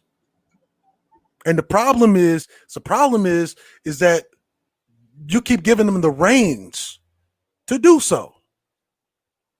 No, you don't stop them from giving them more incentives, government incentives that they're supposed to use to create jobs, which they don't ever do, not in the consistency or quantity that they're actually getting these breaks for. No, you don't ever have that. You do not. And it's funny. What happens as a result? You go through a Great Depression. You know what a Great Depression is? That's the bubble bursting after the wealth gap between rich and poor has gotten so large that the middle class is like a valley. It's sunken in. It's a fucking crater. And let me talk about this. Why do the rich fail whenever the wealth gap gets that big? Because you don't have anybody buying the shit from the rich that control the means of production. See, if you ain't got nobody buying the shit, if you're rich and you have the means of production and the means of retail, and you ain't got nobody buying the shit because don't nobody have the disposable income because all you got is poor folk, well, guess what? Your shit just sits on the fucking shelf. You don't make any money, but guess what? You still got to fucking produce, which costs you money. And let's answer this question real quick. Can you make the correlation between institutions and power and how we can create them? Dollar 316. All power is institutional. Got to get out of this mindset to where you think power is some individual thing that you can will. There is no such thing as power without institutions. That's how you establish power, and that's how you maintain power. And sorry for cutting the professor off. Number two, you live in a first world country. You live in the premier country, actually, where you don't even have to. I'll even break it down to you. You don't mind if I break down military science real quick, Cerulean? Please. Military science dictates if you do not command the land, the sea, and the air, you must infiltrate the system for which you are under and take it over from within. You know what the beautiful part about this American system is that you don't have to infiltrate shit because you're already a citizen. You fucking already can take over whatever institution you want. If black men said today and tomorrow, all black men are going to become police and we're going to groom the little boys to be police, what would happen? Who has one of the most powerful fucking unions in the country? The FOP. The police union. Who do you think, and I'm not trying to belittle, dollar 316. I'm just answering the question. If black men were the majority shareholders of police, fire, and the military, how quickly do you think we would get reparations? Actually, we were actually on that track before the that fast track to immigration happened in 2001 with the the DACA, right? Think about it. If you number one, look at history. I'm a little bit of a history major. I'm not that smart, by the way, Cerulean. That's what I was told. I'm not that intelligent of a guy. History dictates, who do you pay first? You pay the motherfuckers with the guns because the guns can easily be turned on you. It's a really simple formula. No military, no country. Exactly. You don't and here's the crazy part. You don't even have to turn the guns on the country. You just don't have to do shit. Because the last time I checked, during COVID, you still got to be protected, right? If there's nobody protecting the banks, nobody gets paid. If there's nobody, protecting your dollar, your American dollar, through the might of their mighty military, you don't get paid, do you? Correct me if I'm wrong, Professor. Oh, you good. So this is the problem that I have with black men listening to women too much. You became, instead of a group of doers, you became a group of pleasers. Instead of taking your rightful place as the leader, you became the subservient. Oh, I'm a good man. A good man don't have to tell it. He's already proved it.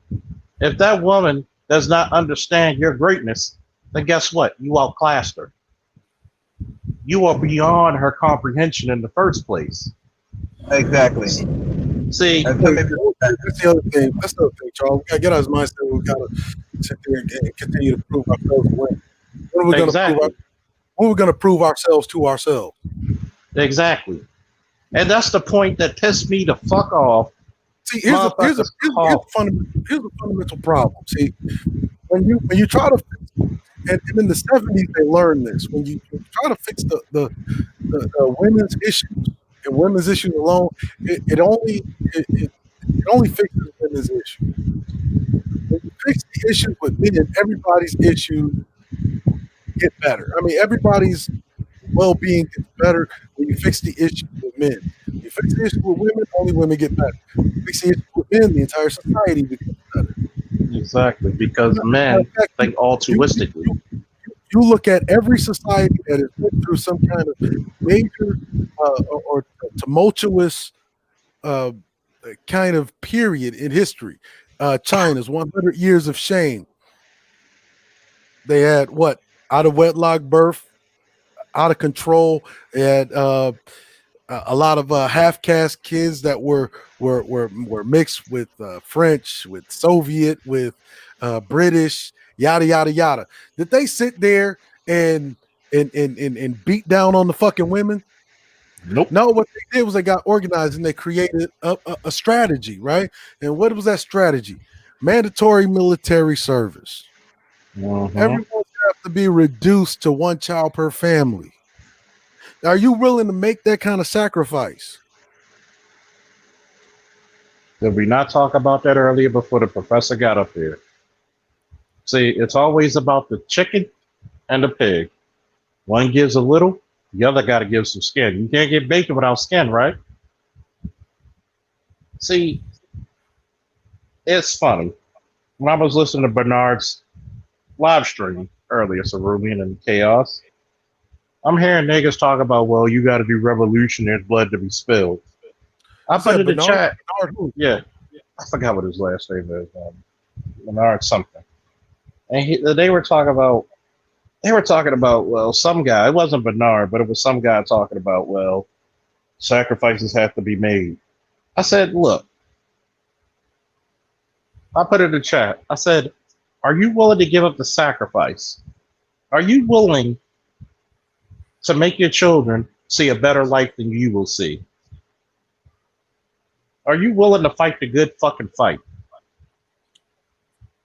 See, men like Cerulean and I, who actually been to theaters of war, we can't talk to people on that level and have them comprehend what the fuck we seen. You can't. I actually tried it, and the reason why we have to expedite the Great Faulkner Initiative is because we came to the realization that, let's just be honest, the vast majority of black people, especially black men, are just not fucking ready. Look, if you can't take a life on command, you're not really prepared for no war. Sacrifices have to be made. You want to know how I know? Because I had to get over the fucking mental hurdle the first time I was ordered to take a life. Like it changed me forever. See, if you're not ready to do that, on command, you're not ready for no actual revolution in the physical sense. So you better take the fucking political and the social route to revolution. And then on top of that, I like to go even deeper, Professor. How many of you are willing to sacrifice your lives for your kids to live? You know, that's a very good question, guys. Can you hear me? I'm sure I'm coming in Brian. Yeah, little muffled, but we still hear you. I'll say this. Goes back, what are you willing to really do? You ask every black man, you're going to see mumble. And it should be. It's not because you ain't about that. You get me? Be honest with yourself as a man. And our black men are in delusional in that reality. You get me? a lot of people be talking that craziness.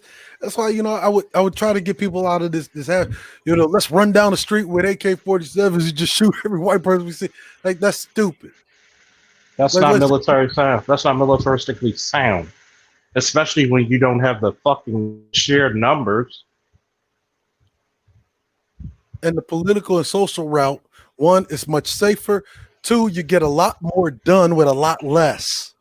Mm-hmm. See, most of you motherfuckers can't even shoot to fucking start with it. Number two, you keep following these fucking radical ass minded people, and you'll get the whole fucking race genocide. Now, I would say if you were in the fucking Reconstruction period all the way up until I would say pre-World War II, that might have worked. Because you had the numbers.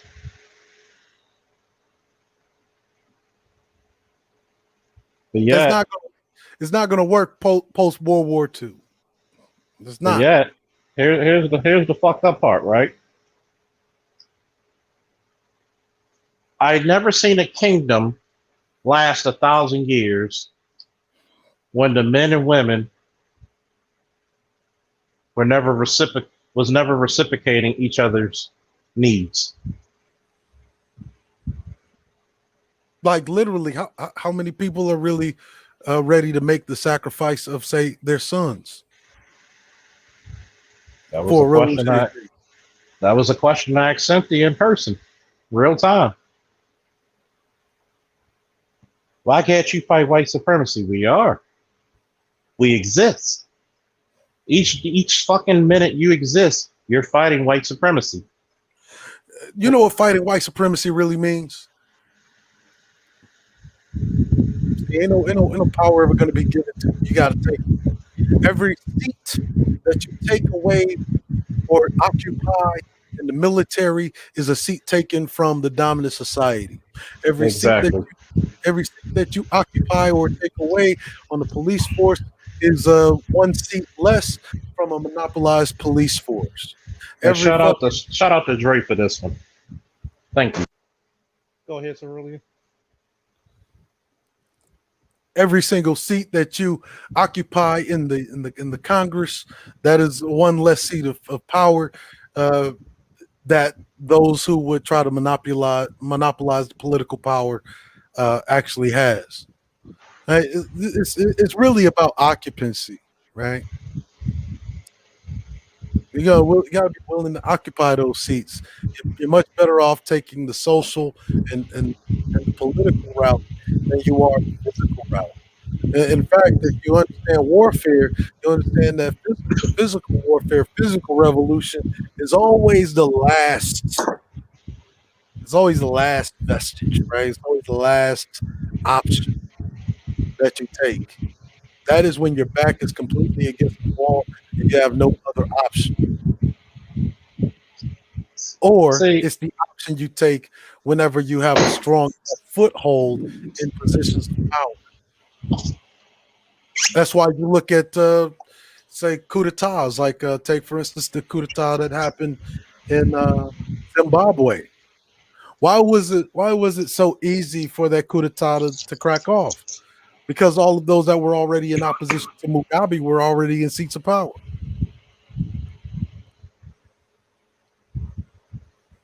I mean, it's really simple.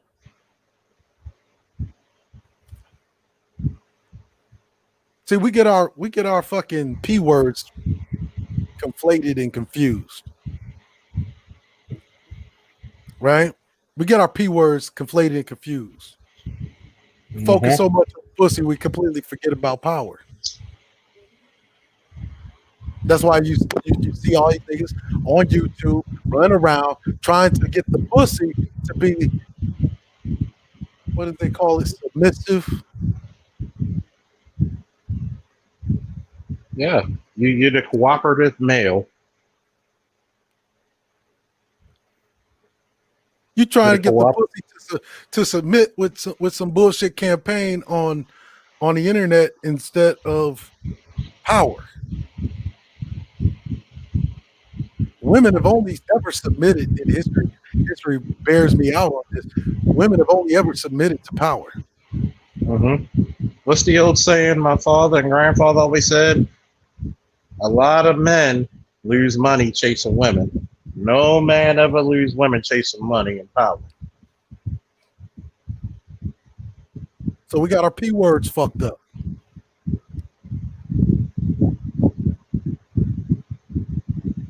And to piggyback off of that shit,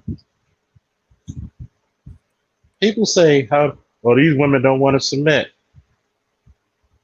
That's cool. Does that excuse you from being a man? You know the one thing about that made every woman I've dated submissive. So ruling the chaos. When they What's that, seen Charles? What's that, when Charles? they seen that I can protect them no matter what. Mm-hmm. When they notice every little bullshit and every little complaint they had didn't bother me. When I would just be like, that's nice, but we're not going that the route. I mean, you're looking at a time right now where you have all this power up for grabs. I mean, I was looking at, and it's so interesting and funny, right? Because you have corporations, American corporations, foreign corporations all over the place, right? And knowing that Black community, we're a bit low on wealth, okay? That doesn't mean that we're completely out of the game. And how we know that we still have a fighting chance is that you have all of these corporations and companies still fighting for Black dollars. Mm-hmm. That's why you see all these advertisements. We stand with Black Lives Matter. They give you the lip service. Why you got all these people trying to fight for your dollar? Mm-hmm. See, That means that you're still in the game. That still means that you have some level. That means you have some level of power. You're just not exercising it, right? And the reason you're not exercising it because you keep focused on what this woman over here said. Who gives a fuck? Who thinks about it? Think about it. Think about this. I'm gonna read this from Logic Wins. Devil's advocate. More blacks having power isn't always a good thing. What about the majority of blacks that vote for more socialism as opposed to less? If blacks only voted, we'd be a communist. See, let me answer that. Let me answer that. White people don't mind socialism. You know why?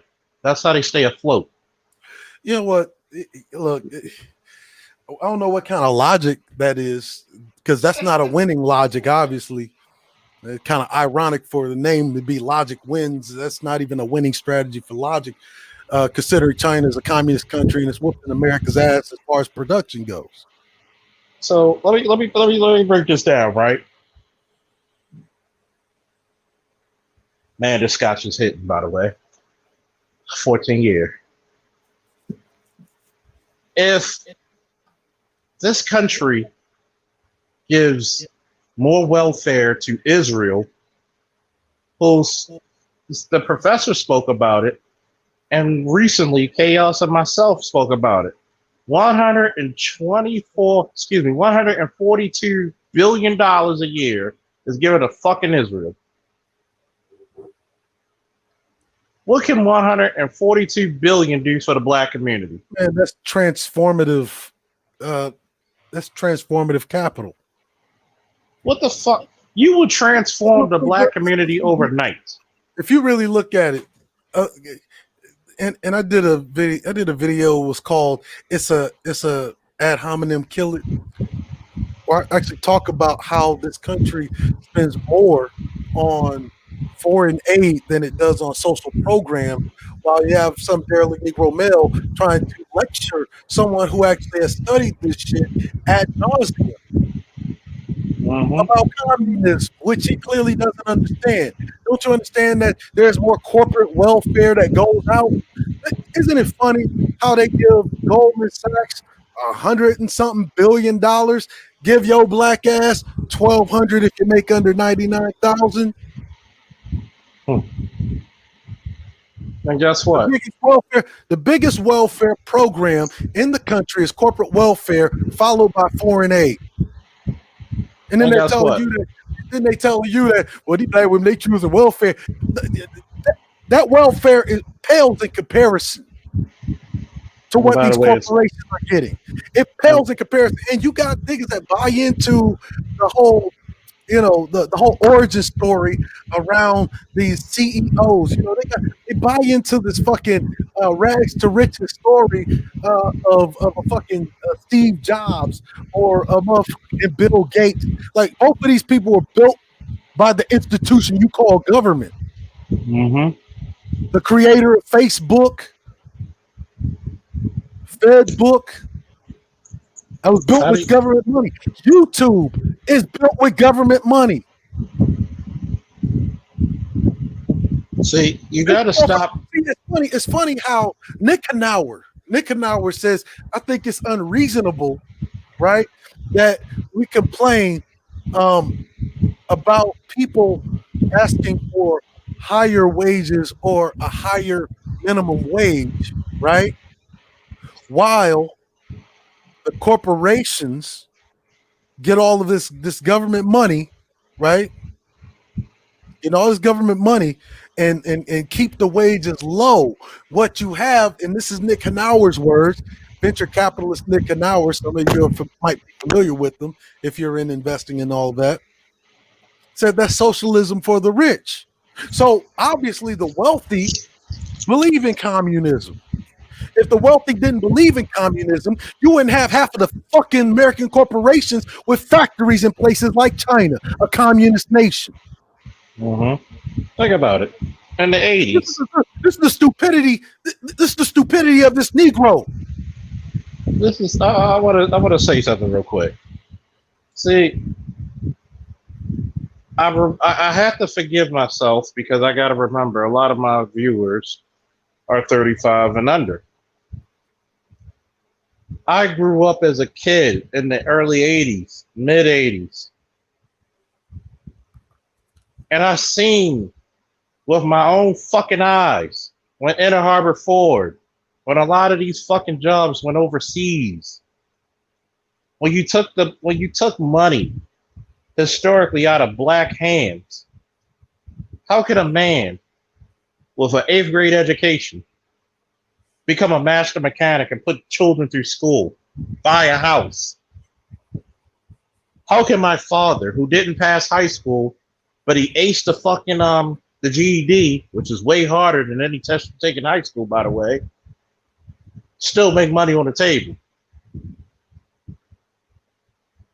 But we're supposed to be ashamed of taking government money, which is the fucking trick bag, of fooling you for taking it, but everybody else is open hands. You live in a goddamn black community where a black man can't even open up a fucking stand to sell fucking dish detergent. 1950s, fucked with. The entirety of what you know as the white middle class was created by a government welfare program. It's called Public House Authority. But yet, that's communism 101. But yet, what was the fucking reparations and stimulus package for the fucking Irish? It's called the fucking police departments. It's called the fucking Emerald Society. For the Italians, the fire departments. That's why you always got a fucking. That's why you always got a McNeely in a police department and a Giuseppe in a fucking fire department. 4 or 5 generations strong. But they never noticed why the star, why the cross of St. Christopher is on the side of every fire truck. They never noticed why bagpipes are played at every police funeral. You're telling me that we live in a white society that black people can't do this. But yet, every time I look at a young black boy coming home from midnight shift, 7 o'clock in the fucking morning. I see a 14, See, we do more harm to our 15-year-old kid. This is what I'm saying, Charles. We do more harm to what should be our own political endeavors. We do more harm to it. And so, why are you asking for reparations? You know why? Because they're owed to us. Because they owe us. And it's funny because you go upside a nigga's head, right? If he owed your ass $20 and he promised to pay you next week, and the motherfucking next week come around, he ain't pay you that $20, you be ready to go upside that nigga's head. Government been owing your ass billions upon billions, hell, even trillions of dollars for 400 years. 140 years. And he like, man, we should be that for no handout. There ain't no motherfucking handout. The reason why your ass ain't got shit is because of what they stole from your fucking forefathers. The shit that you would have inherited that you didn't, that you don't fucking have right now. As a matter of fact, I'll say this. This is the reason why you need reparations. I'm leaving midnight shift, 7 o'clock. Why is there a 14, 15, 16-year-old kid at the end of the expressway asking people to wipe his windows?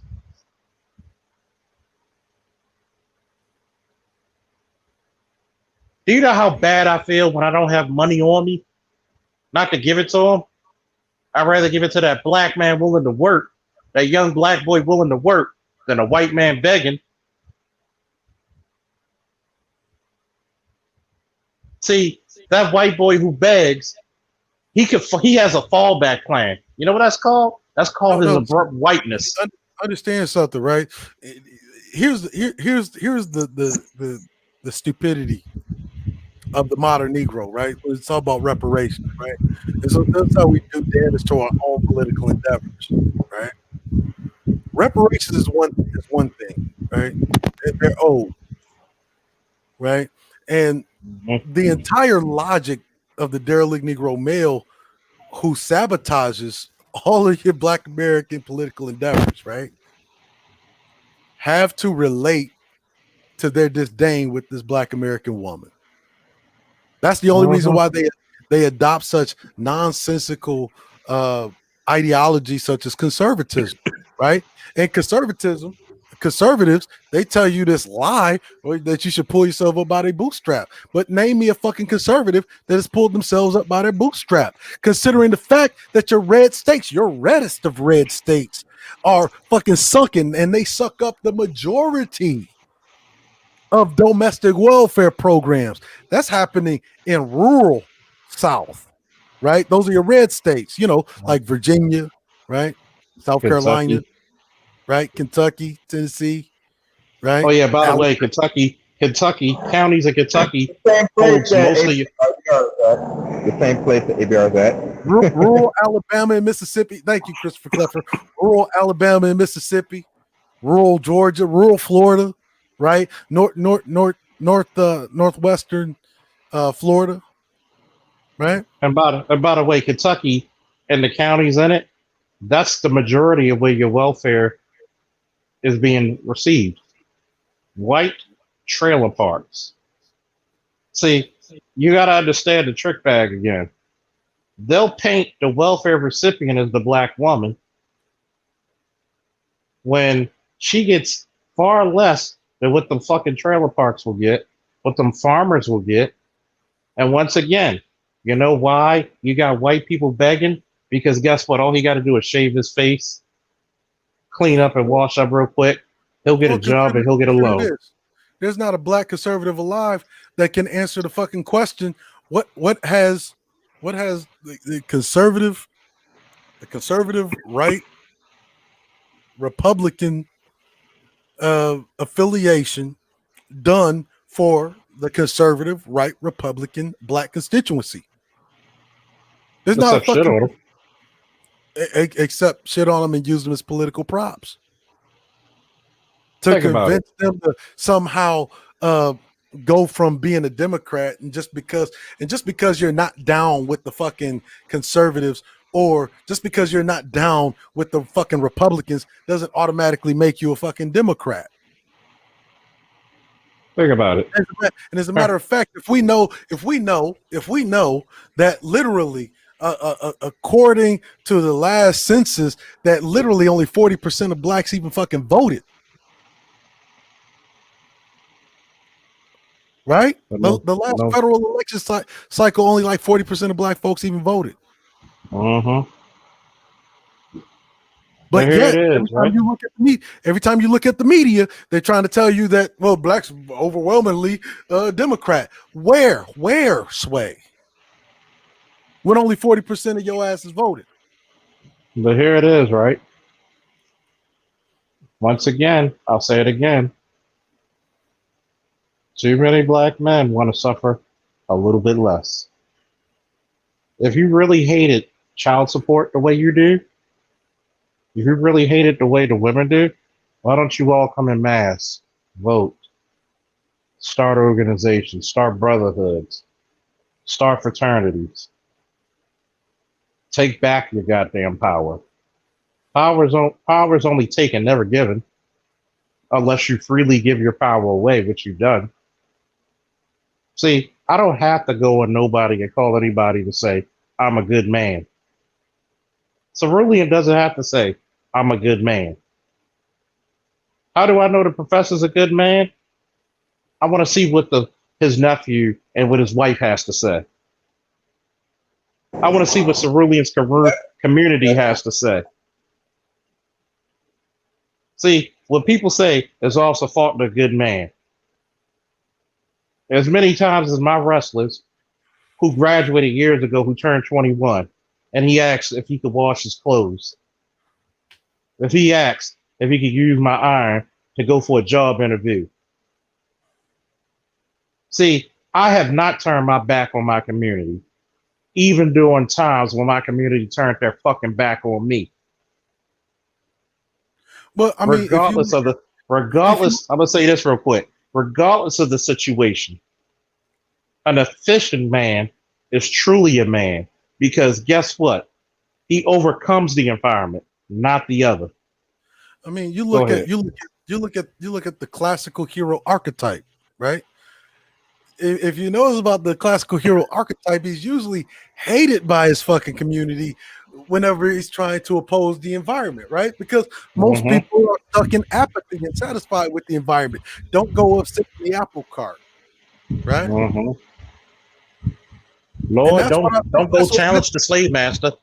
And that's literally what I think of a conservative Negro. I think he's the go along to get along. Don't go upset in the apple cart. Don't go getting us in troubles.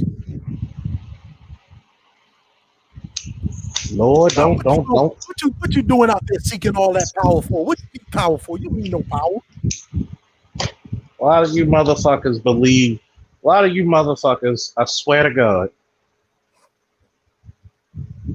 I'm gonna say this. This may be controversial. Some people may unsubscribe from me. You join that white man military. You join that white man military. What you seeking all that power for? What you want to get it? What you want the benefits for? See, a lot of you niggas out there really believe in Draketomania. What is Draketomania, you ask? Man, should I tell them? Should I tell them? Should I tell them? Should I tell them Cerulean the Great Chaos? Should I go in that deep with niggas? Should I go in that deep? No, give me. Listen. No matter if of the subscriber count, it's going regardless. Listen, the word, right? They complain about the niggas that really do have the Draketomania, right? Yeah. Because what motherfuckers really trying to get the fuck up out of here, trying to escape this shit, and trying to escape it by fighting it. It's like, what you trying to get up out of slavery for, man? I don't give a shit if people unsubscribe or not, because I'm always gonna live for the faithful people. Draketomania was a racist, I forget the actual psychologist, quote unquote psychologist, who said that black people had a mental issue of fleeing slavery, fleeing oppression. And this is the reason why you wonder why when we said the quickest way for a black boy not to be scrubbing goddamn windows into getting to the military for at least 2 years and to be able to have a VA loan and money for college. Why would you die for this country? But you'll die for the streets. You belong to the night. You belong to the streets. But yet, you had a brother, video recorded, shot 7 times in the back. Now, excuse me for a minute, because Charles Faulkner is about to get on a 2-minute soapbox. You know what pissed me off about that? Cerulean and Chaos. Yeah, go ahead. That I've been in situations like that. My boy Josh Hall, who's a cop, who's been in situations like that. My boy Terrell, his older brother, who was a lieutenant in the department, been in situations like that. We didn't have to shoot you. We're going to knock you the fuck out or tackle you like it's fucking Goldberg or Ray Lewis. And look, I'd rather be tackled any day than be fucking shot. Okay. But yet, you that's the same fucking reason we came up with the initiative. How many of you motherfuckers took the time to read the forensic reports of a Michael Brown, of a Freddie Gray, of any of these things? Y'all just go by the news. I'm a reading motherfucker, okay? The reason why I can do some of the shit I do in the department, because I read the policies. And when I fuck up, hey, I read the policy, I fucked up. But the point being is that you really don't want power. You just want to suffer less. You don't want responsibility. It's not even that, Charles, that they think that they'll suffer less is hinged on this black woman. They think they're going to suffer less if they disadvantage the black woman. Because let me tell you what it is. If the system of the country, and I'm going to tell you some real shit. I'm glad you brought that up, Cerulean. If the system of your country still promotes your women over you, there ain't shit you can do about that unless you're willing to play politics. Unless you're willing to get down and dirty in the trenches with a fucking tomahawk and a fucking 45. So you're willing to spend the same money you will on Jordans and cars that you will with a lawyer fighting child. My God, my boy Terrell on my last live stream showed you how he got custody of his children, how his ex-wife has to pay him child support. You know what? I've been thinking about this for a while, right? Because it says things ain't going to drop the child support thing, right? You know one way that we as black men can prove our worth to ourselves? How about a political committee that organizes our funds, right? And helps brothers who want to get custody of their kids use that money for legal fees so they can do so. You want to prove this? We prove ourselves to ourselves. That's the solution. That's one solution. Yep. Like that. Because I don't want to see. Because I don't want to hear any complaints. Man, she turned my kids against me, man. She fucking up the kids, and you let her fucking have you let her maintain custody. That's and let's keep 100, fellas. Another man, you telling me she fucking up your kids.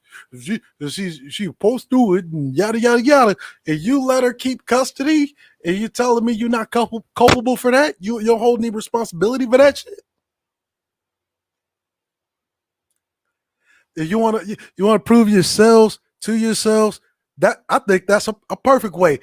Start collectivizing your money, use it as a pool of legal funds, right?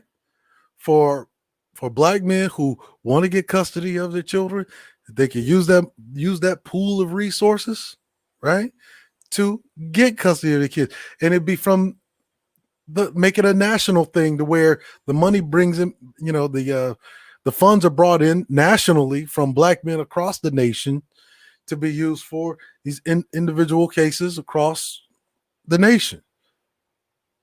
Like there was the one brother who tried to go to like his daughter's funeral that was barred out of his daughter's funeral, right?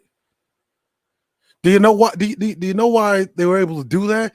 Because you didn't have enough black men that really gave a fuck, really, about another black father, right?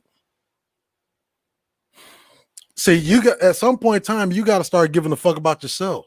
See what? Because what I see a lot is that you're trying to convince women to give a fuck about you, whether it be black women, whether it be non-black women, right? You see what they're doing with a certain British half caste, right? They're trying to erect as the queen of the manosphere, right? Trying to get these women to give a fuck about them. The problem is that you got to give a fuck about you.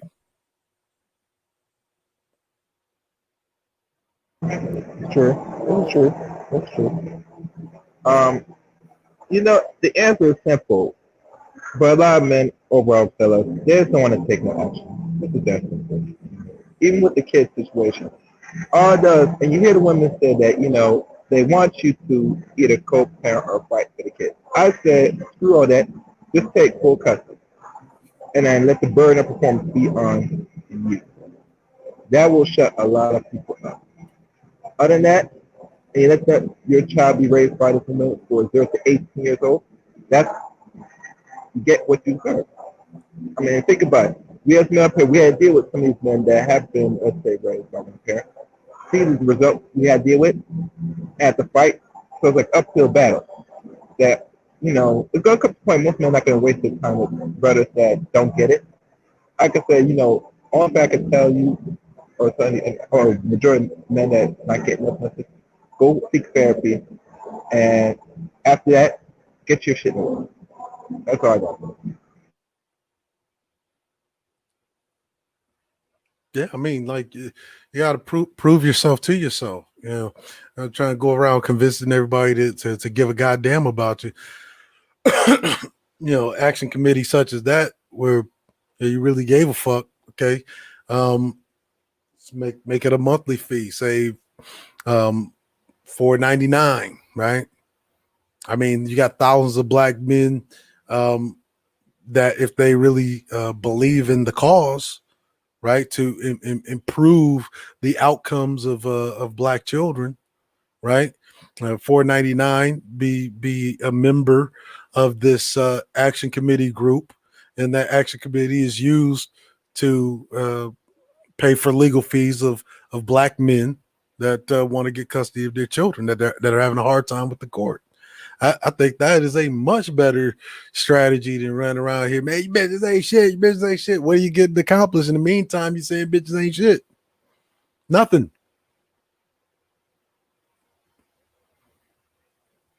You see, like you got guys this habit. We don't give a fuck about ourselves like that. A good majority of the black males look at themselves low worth, and it shows in the action.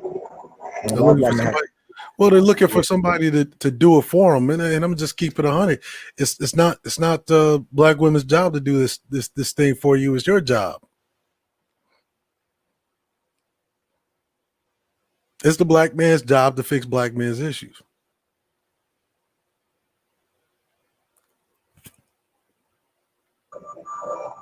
I mean, Charles. I can't see the board, guys. So sure. What's up? What's up, fellas? I'm back. Yeah, I was talking to a buddy of mine, Mike White. You see him on my panel sometimes. And we were just talking about the police shooting. See, I'm gonna say this: too many black people in this country. Nice pants, man. I like those. Yeah. Put them with some little loafers or some shit. But you gotta understand something. Hell no. Got to drink Scotch straight, man. Drinking Scotch with some goddamn Pepsi. The nerve of these niggas. See, black men always talk about what the women do when all you got to do is focus on what you do. Because when you're the most powerful man, women are going to submit. See, I don't look for no brownie points and a pat on the head to be a good fucking man. I look for to be the best man that I could be. For my son, for my team, for my community. So when you have a motherfucker like a Cynthia question you, first of all, don't pay any fucking mind. Because she's looking for the best benefit she could get. Well, see, you look at you look at the. But you already got that ready. So what more to go into that? But guess what? What it really is that she doesn't like her plot in life. But fuck her, because we talking about the black men that's going to carry us through the next 10, 20, 30, 100 years. Well, you look at what black men are doing. Like black men going around antagonizing all these women and then get mad at the clapback. I mean, see, you can't see. This is the funniest thing. I'll tell you what, Cerulean. I could easily become a fucking coach.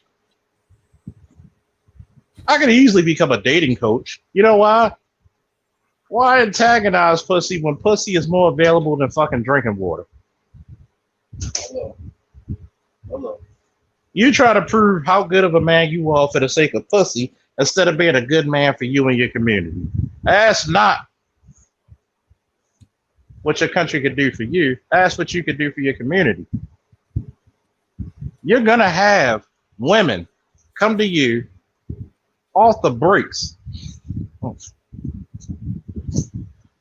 You're going to have women come to you off the breaks. When you're a great man. You look at the dynamic, man, like why is she able to do that? Well, you look at what niggas are doing and niggas get mad to clap back. I really can't be mad at the shit. Like you can't go around antagonizing and then whenever claps back at it and we got a problem with it. But you look at what niggas are doing. They're focused on things that are solely women's issues, quite frankly. And so, because when you got niggas focused on women's issue, you can't be mad when a woman puts that to the test. I mean, it's just what it is.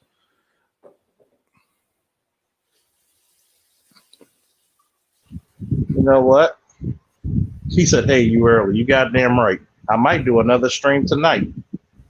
Matter of fact, if you want me and the professor and the chaotic one to do another stream later tonight, give me a woo in the chat. I ain't gonna say shit else till I see a whole bunch of woos in the chat. You think I'm joking? I better see some goddamn woos. Somebody like, share, subscribe. If you feel inclined, donate. I want to see my motherfucking woos. Woo! Don't say nothing till we see all these goddamn woos. If you want part 2 later tonight, I want to see at least 50 fucking woos in that chat. We're going to go in part 2, and this is how I'm gonna title part 2. Make black men great again. Who wants that shit? I don't want to see no comments. I just want to see. I don't think that's like the right phraseology. Because when have black men ever not been great? See, exactly. That's the beautiful part. That's the beautiful part. See, Cerulli, you're kicking the goddamn chair. That's the part they need to know. We always been great. See, the thing is, right? Is again once this society, right, that starts encroaching on your brain matter, you start asking questions that imply like low self-esteem, right? Like or saying things that imply low self-esteem. When black men, make black men great again, that implies that black men aren't great now. And we have evidence of black men doing great things now. Like there's not ever been a time in America where black men haven't been great.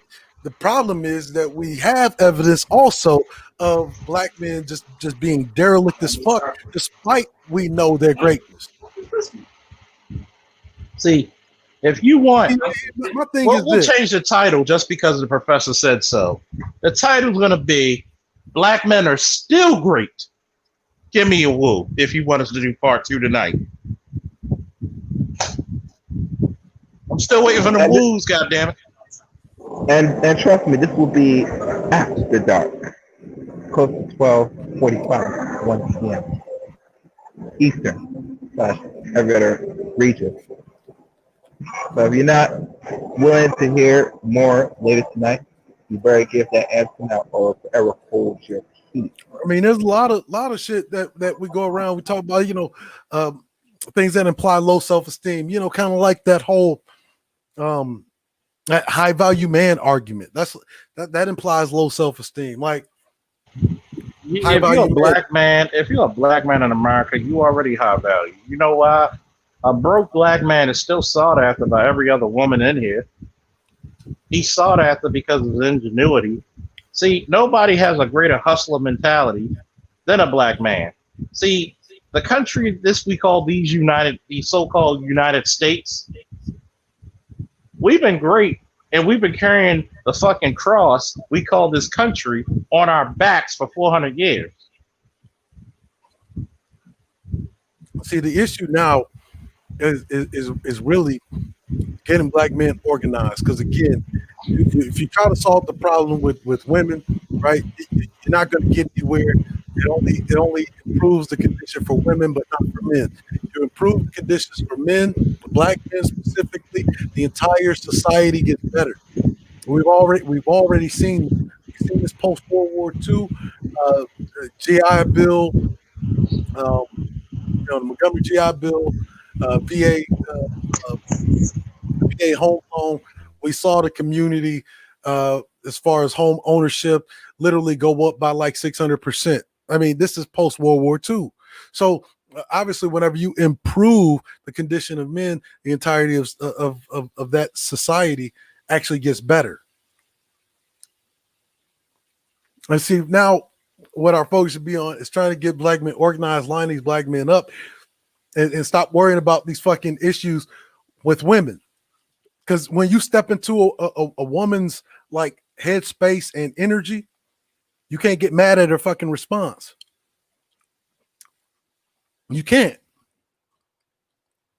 Because now you playing the game from the headspace of a female.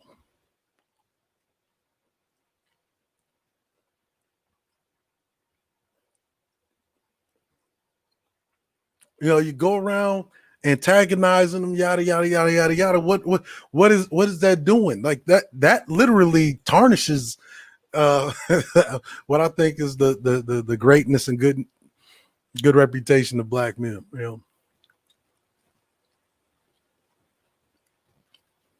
All right, Mr. Faulkner, we're in the 4-hour mark. I'm not sure how long you're going to stay on, but I'm throwing. Don't you have a stream tonight as well? It's Monday.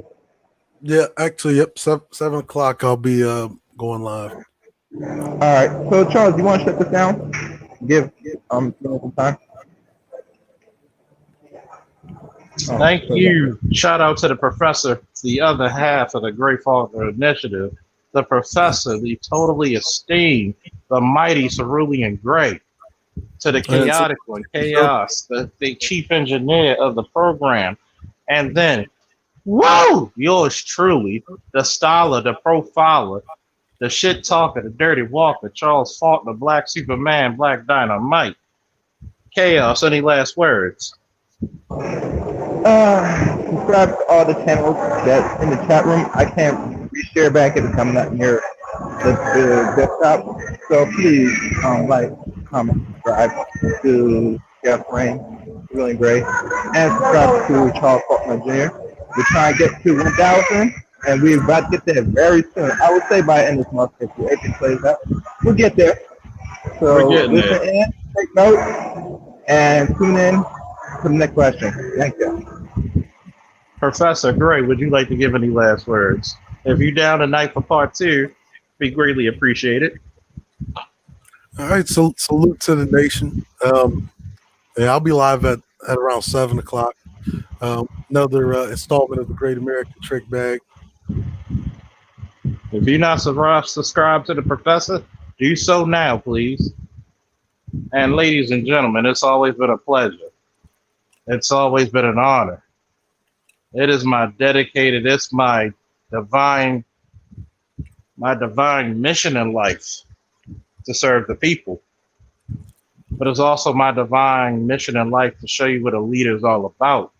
We don't just talk it, we walk it, and we control it, and we dominate it. Woo! Thank you all for tuning in, and we are out.